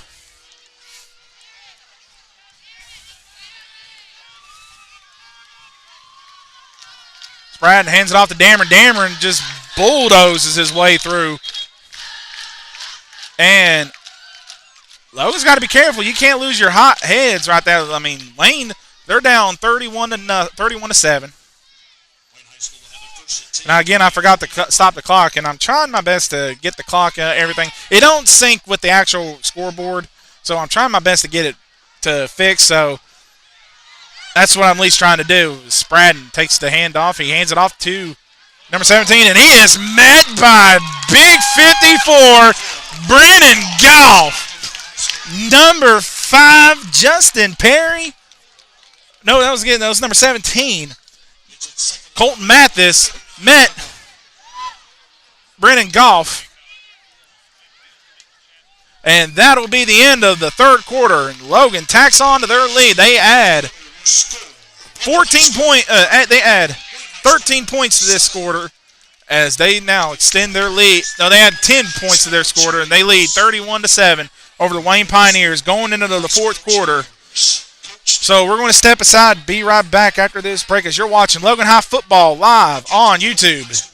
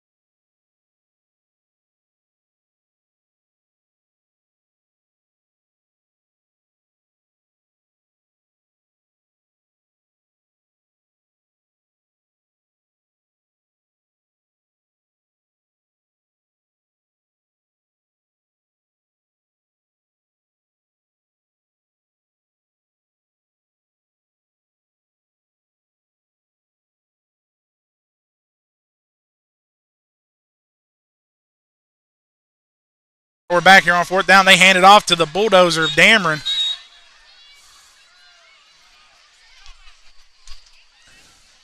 And we're starting to see fans file out as Logan has a comfortable 31-7 lead over the Wayne Pioneers.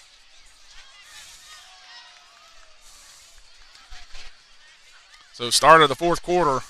And next week, Logan's got another team on their schedule that has red in there. They got a lot of teams on their schedule that has red in it, and that's the Polka Dots. But Wayne Spratten takes the snap, hands it off to the fullback, Gilliam, and Gilliam is going nowhere. He is met by a group of Logan High Wildcats. First one on, and we're going to get a stoppage as an injury timeout, I guess. No, we're going to call timeout Wayne. Number 5, Shelton Stone on the tackle.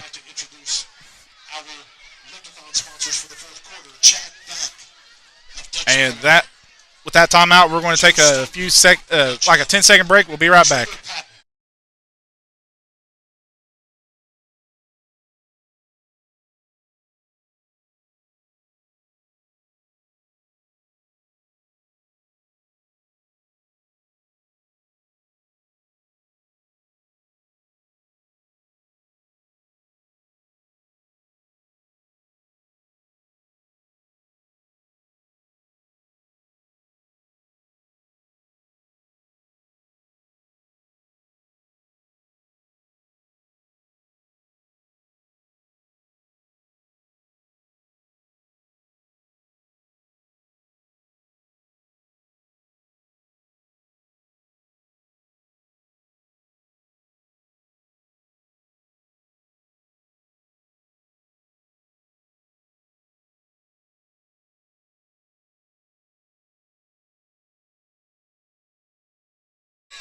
All right, we're back.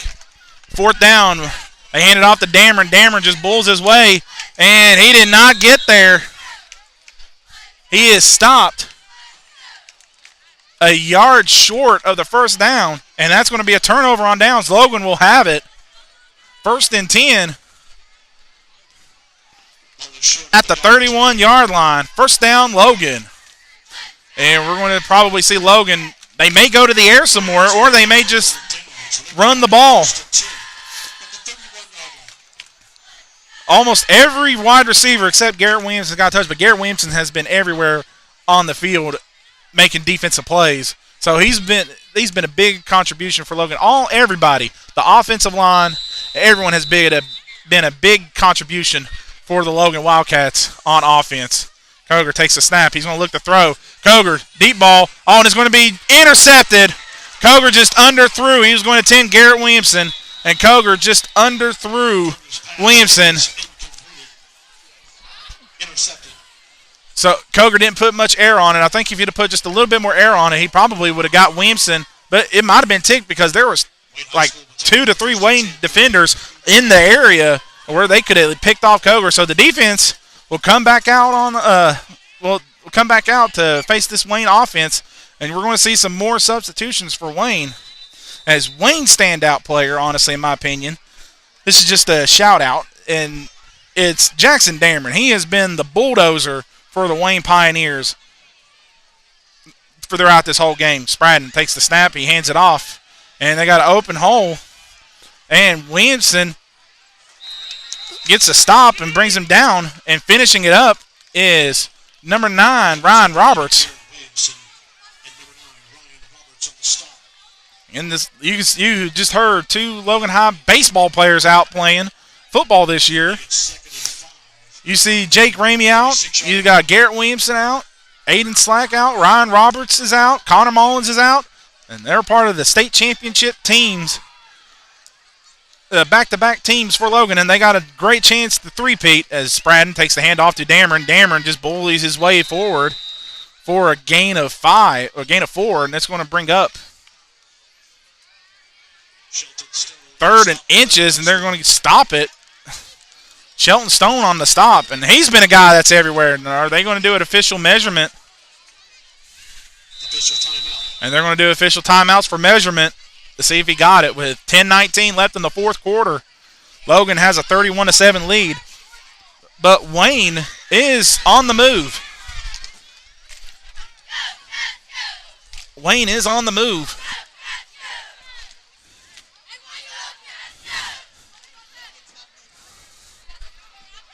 So we got this official measurement coming out. You can see longtime officials for the Logan Midget League doing the chain gang. And they're going to stretch it up, and let's see if he got it, and he did. 1st down, Wayne.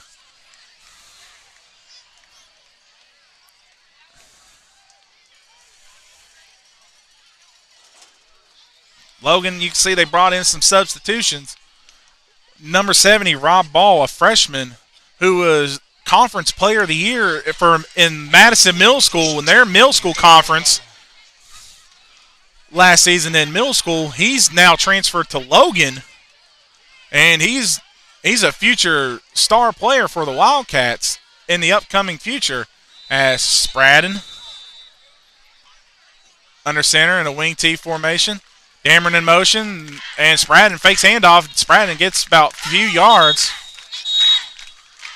And it looks like it might get a little bit chippy here on the island as Logan is trying their hardest not to fall for any tactics as extra excess blockings from Wayne. So bring up 2nd and 5 for the Pioneers at the 26-yard line.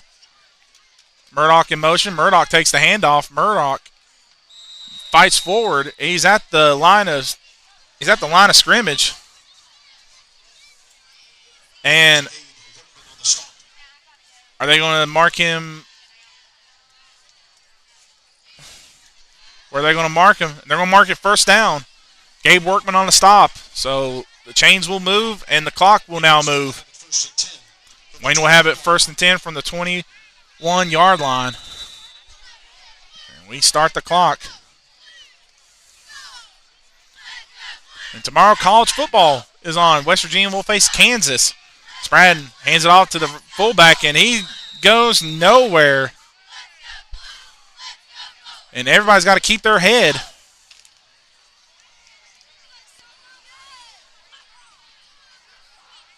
Wayne is doing that excess blocking, pushing. I mean, they got nothing to lose. They're down almost 4 scores.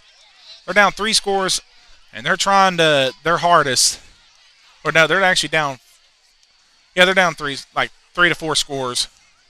Sorry, I tried to do math. Math's not my strong subject, but Logan's got nothing. Wayne's got nothing to lose at this point. They've pretty much accepted defeat, but they're going to keep fighting. As Spradden keeps it on the handoff, and he gets tackled by Shelton Stone, who has really made an impact.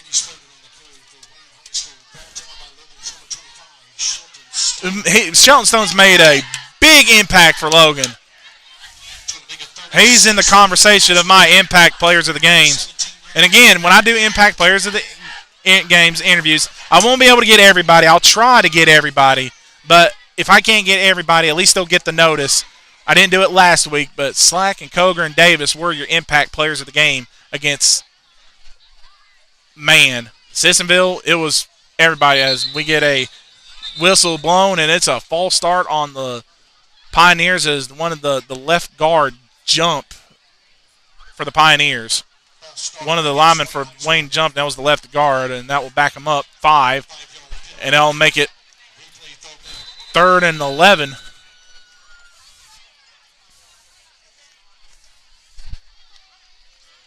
So Logan faces a 3rd and 11 from Wayne, trying to get a stop here. And they're in the I formation with Dameron, the big bulldozer, as the main point.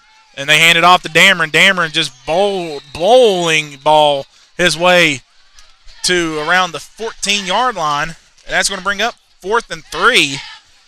And Wayne is going to go for it.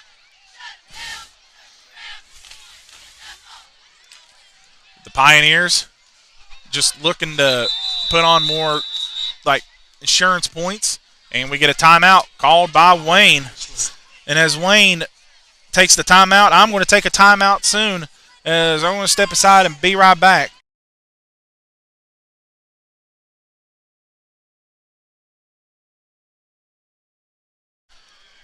Actually, I'm going to be back. We're going to give some Cardinal Conference scores around the state. Winfield leads Chattanville 41-7. Independence leads Polka 56-0. Hoover still leads Nitro 28-14. And last time I looked, Scott was leading Sissonville 38-0 at the half.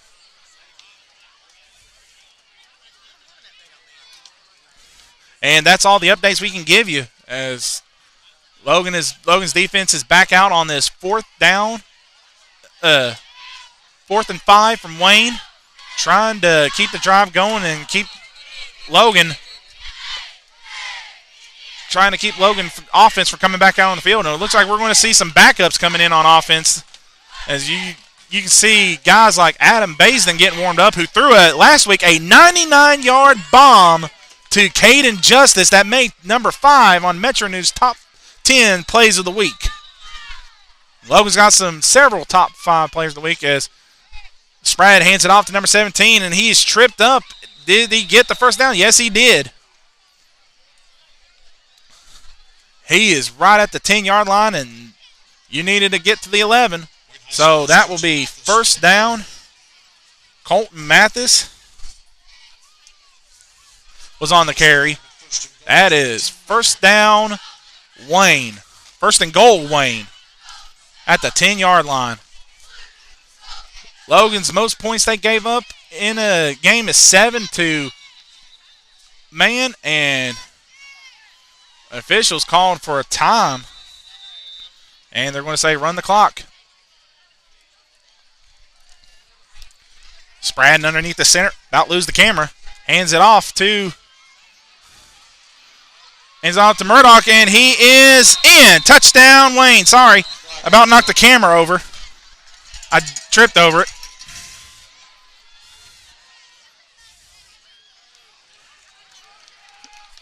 Well, we got a flag on a play, and it looks like it's in. They're going to be holding against the Pioneers.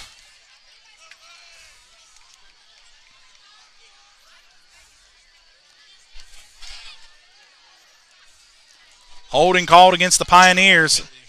That's going to be a 10-yard penalty from the spot of the foul. Replay. First down.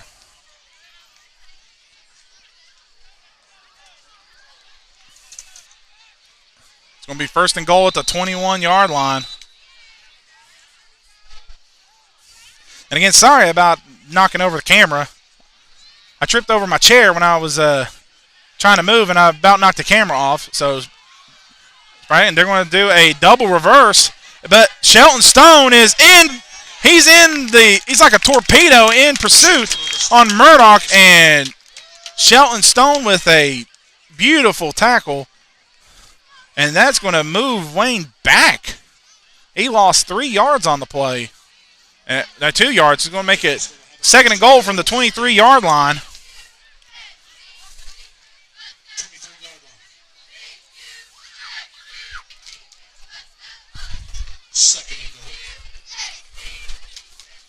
Second and goal for Wayne. And Logan is going to move to 3-0 on the year, with next week having the Polka Dots coming to town. Spradding underneath that, and we're going to get a whistle, and it's going to be false start called against the Pioneers. That's going to back them up 5 yards, and that's going to be second and 28. Second and goal, the 28-yard line. So Wayne has done nothing but went backwards after a holding penalty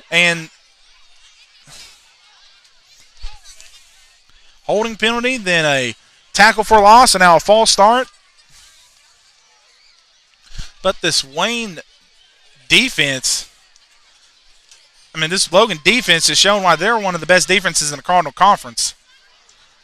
Spradding underneath the center, hands it off to Dameron. Dameron just breaks free. He keeps breaking free, and he gets tackled by number 22. That's Preston Kovac.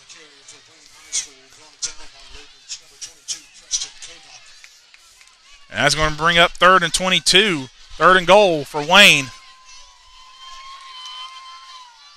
And the clock is still rolling. The Wayne Pioneers moving the ball on the drop after the interception, but moved it back on penalties and lost yards. So Dameron in motion, and Spradding, he's got an opening, but he's going to get met. And fumble, and it's going to be fumble on the play, and Logan will recover it. And it looked like it was Gabe Workman who recovered the ball. So that's going to bring up first down and Logan, and we got a Wayne defender on the ground. He is shaking up, and it looks like it's cramping. So as they take care of the Wayne defender, I'm going to step aside and be right back as you're watching Logan High football on YouTube.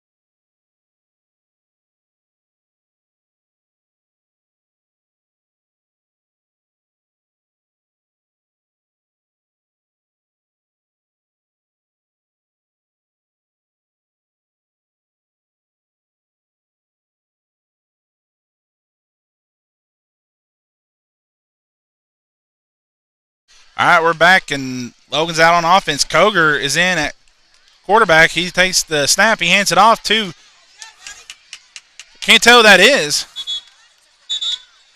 Looks like that's Caden Justice. And Caden Justice is probably the fastest player on the team, as said by Gary Mullins in a interview. So you could see him get some more carries throughout the season if he's able to, get in open fields and hold on to the ball. He's only a freshman. 4 minutes left in the game. Logan has a comfortable 31-7 lead over the Pioneers.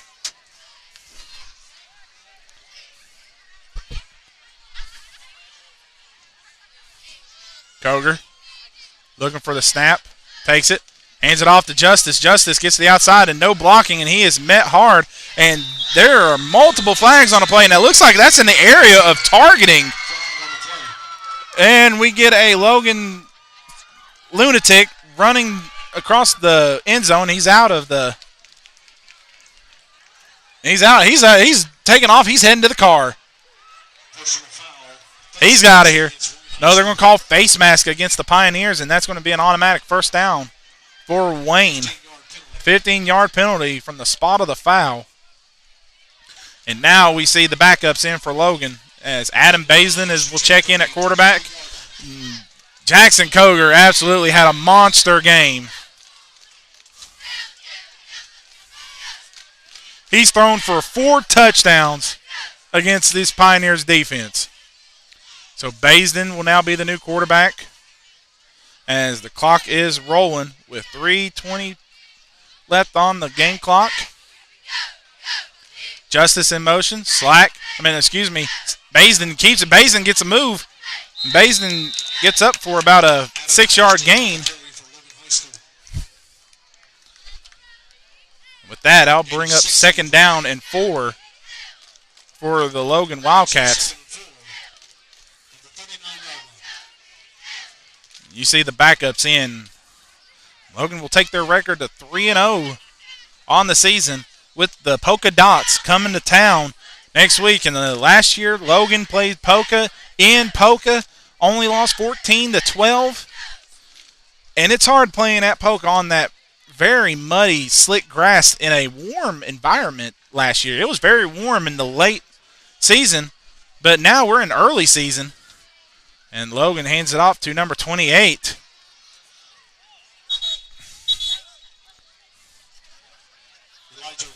Elijah Ranson is the guy on the carry.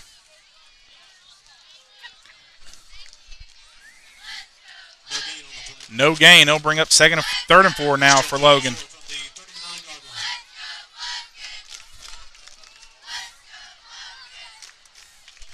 Logan comfortably taking this victory against the Wayne Pioneers.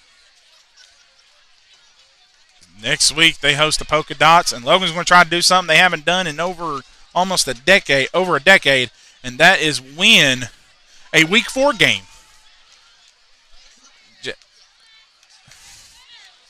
Basin hands it off to number 5. He hurdles a defender. Gabe Workman on the carry. He's a sophomore. And that's going to be a first down, Logan. And we start the clock again with 1:29 left on the game clock. And the Wildcats just trying to run out the clock, get out of here without any injuries to anybody, and get a win. And they get the win against Wayne Pioneers. Wayne will drop to 1-2 on the season. And 0-2 in the 0-2 in the Cardinal Conference. Baisden takes the snap, hands it off to Workman. Workman cuts it to the outside. Workman's got to get open hole, and we got a penalty flag. And we got multiple flags on the field. That's going to be in the area of holding against the Wildcats. That's going to back them up.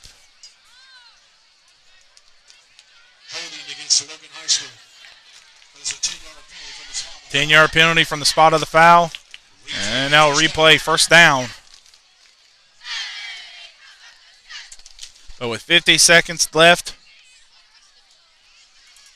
Logan is well on their way to having the Polka Dots come in next week. I don't know if I'll be live for that game. We're going to see.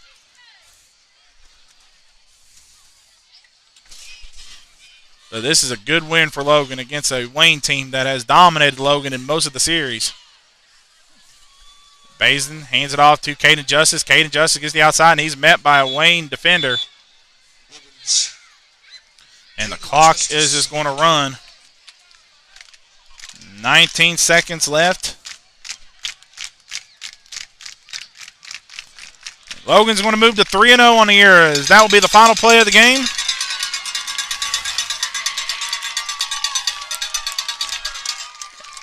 And the clock winds down, and that is your ball game. Your final score, Logan 31, Wayne 7, as Logan moves to 3-0 on the year with the Polka Dots coming to town next week. So, after that victory, Logan now has back-to-back wins over Wayne, probably in school history. Wayne has dominated most of the series against Logan, and Logan now has back-to-back victories over the Wayne Pioneers. Logan will be at home next week with the Polka Dots. And then they go on the road after that against the Winfield Generals. So our impact players of the game, really I'm going to give it to three guys. I mean, really four, but the three guys really stand out on me. On the offensive side, there's two players, Jackson Koger and Aiden Slack. Koger threw for 4 touchdowns, and Slack scored 2 of those and kicked a field goal. On the defensive side, you got to give it to Bryce Davis and Shelton Stone, who absolutely had a monster game at linebacker. So those are your Logan Impact players of the game. I will post them on the interview video. I will try to get an interview with all of them as much as I can, but I can't be 100% for sure if I can track down them all. If I can, it'll be great. If I can't, well, it'll be oh well. But that is it for tonight's contest. Logan wins it 31-7 over the Wayne Pioneers, as the Polka Dots, with an 0-3 record, coming to town next week to try to hand Logan their first loss of the season. So, guys, thank you for watching Logan High School Football live on YouTube. I am Daniel Miller, and I am signing out. See you next time.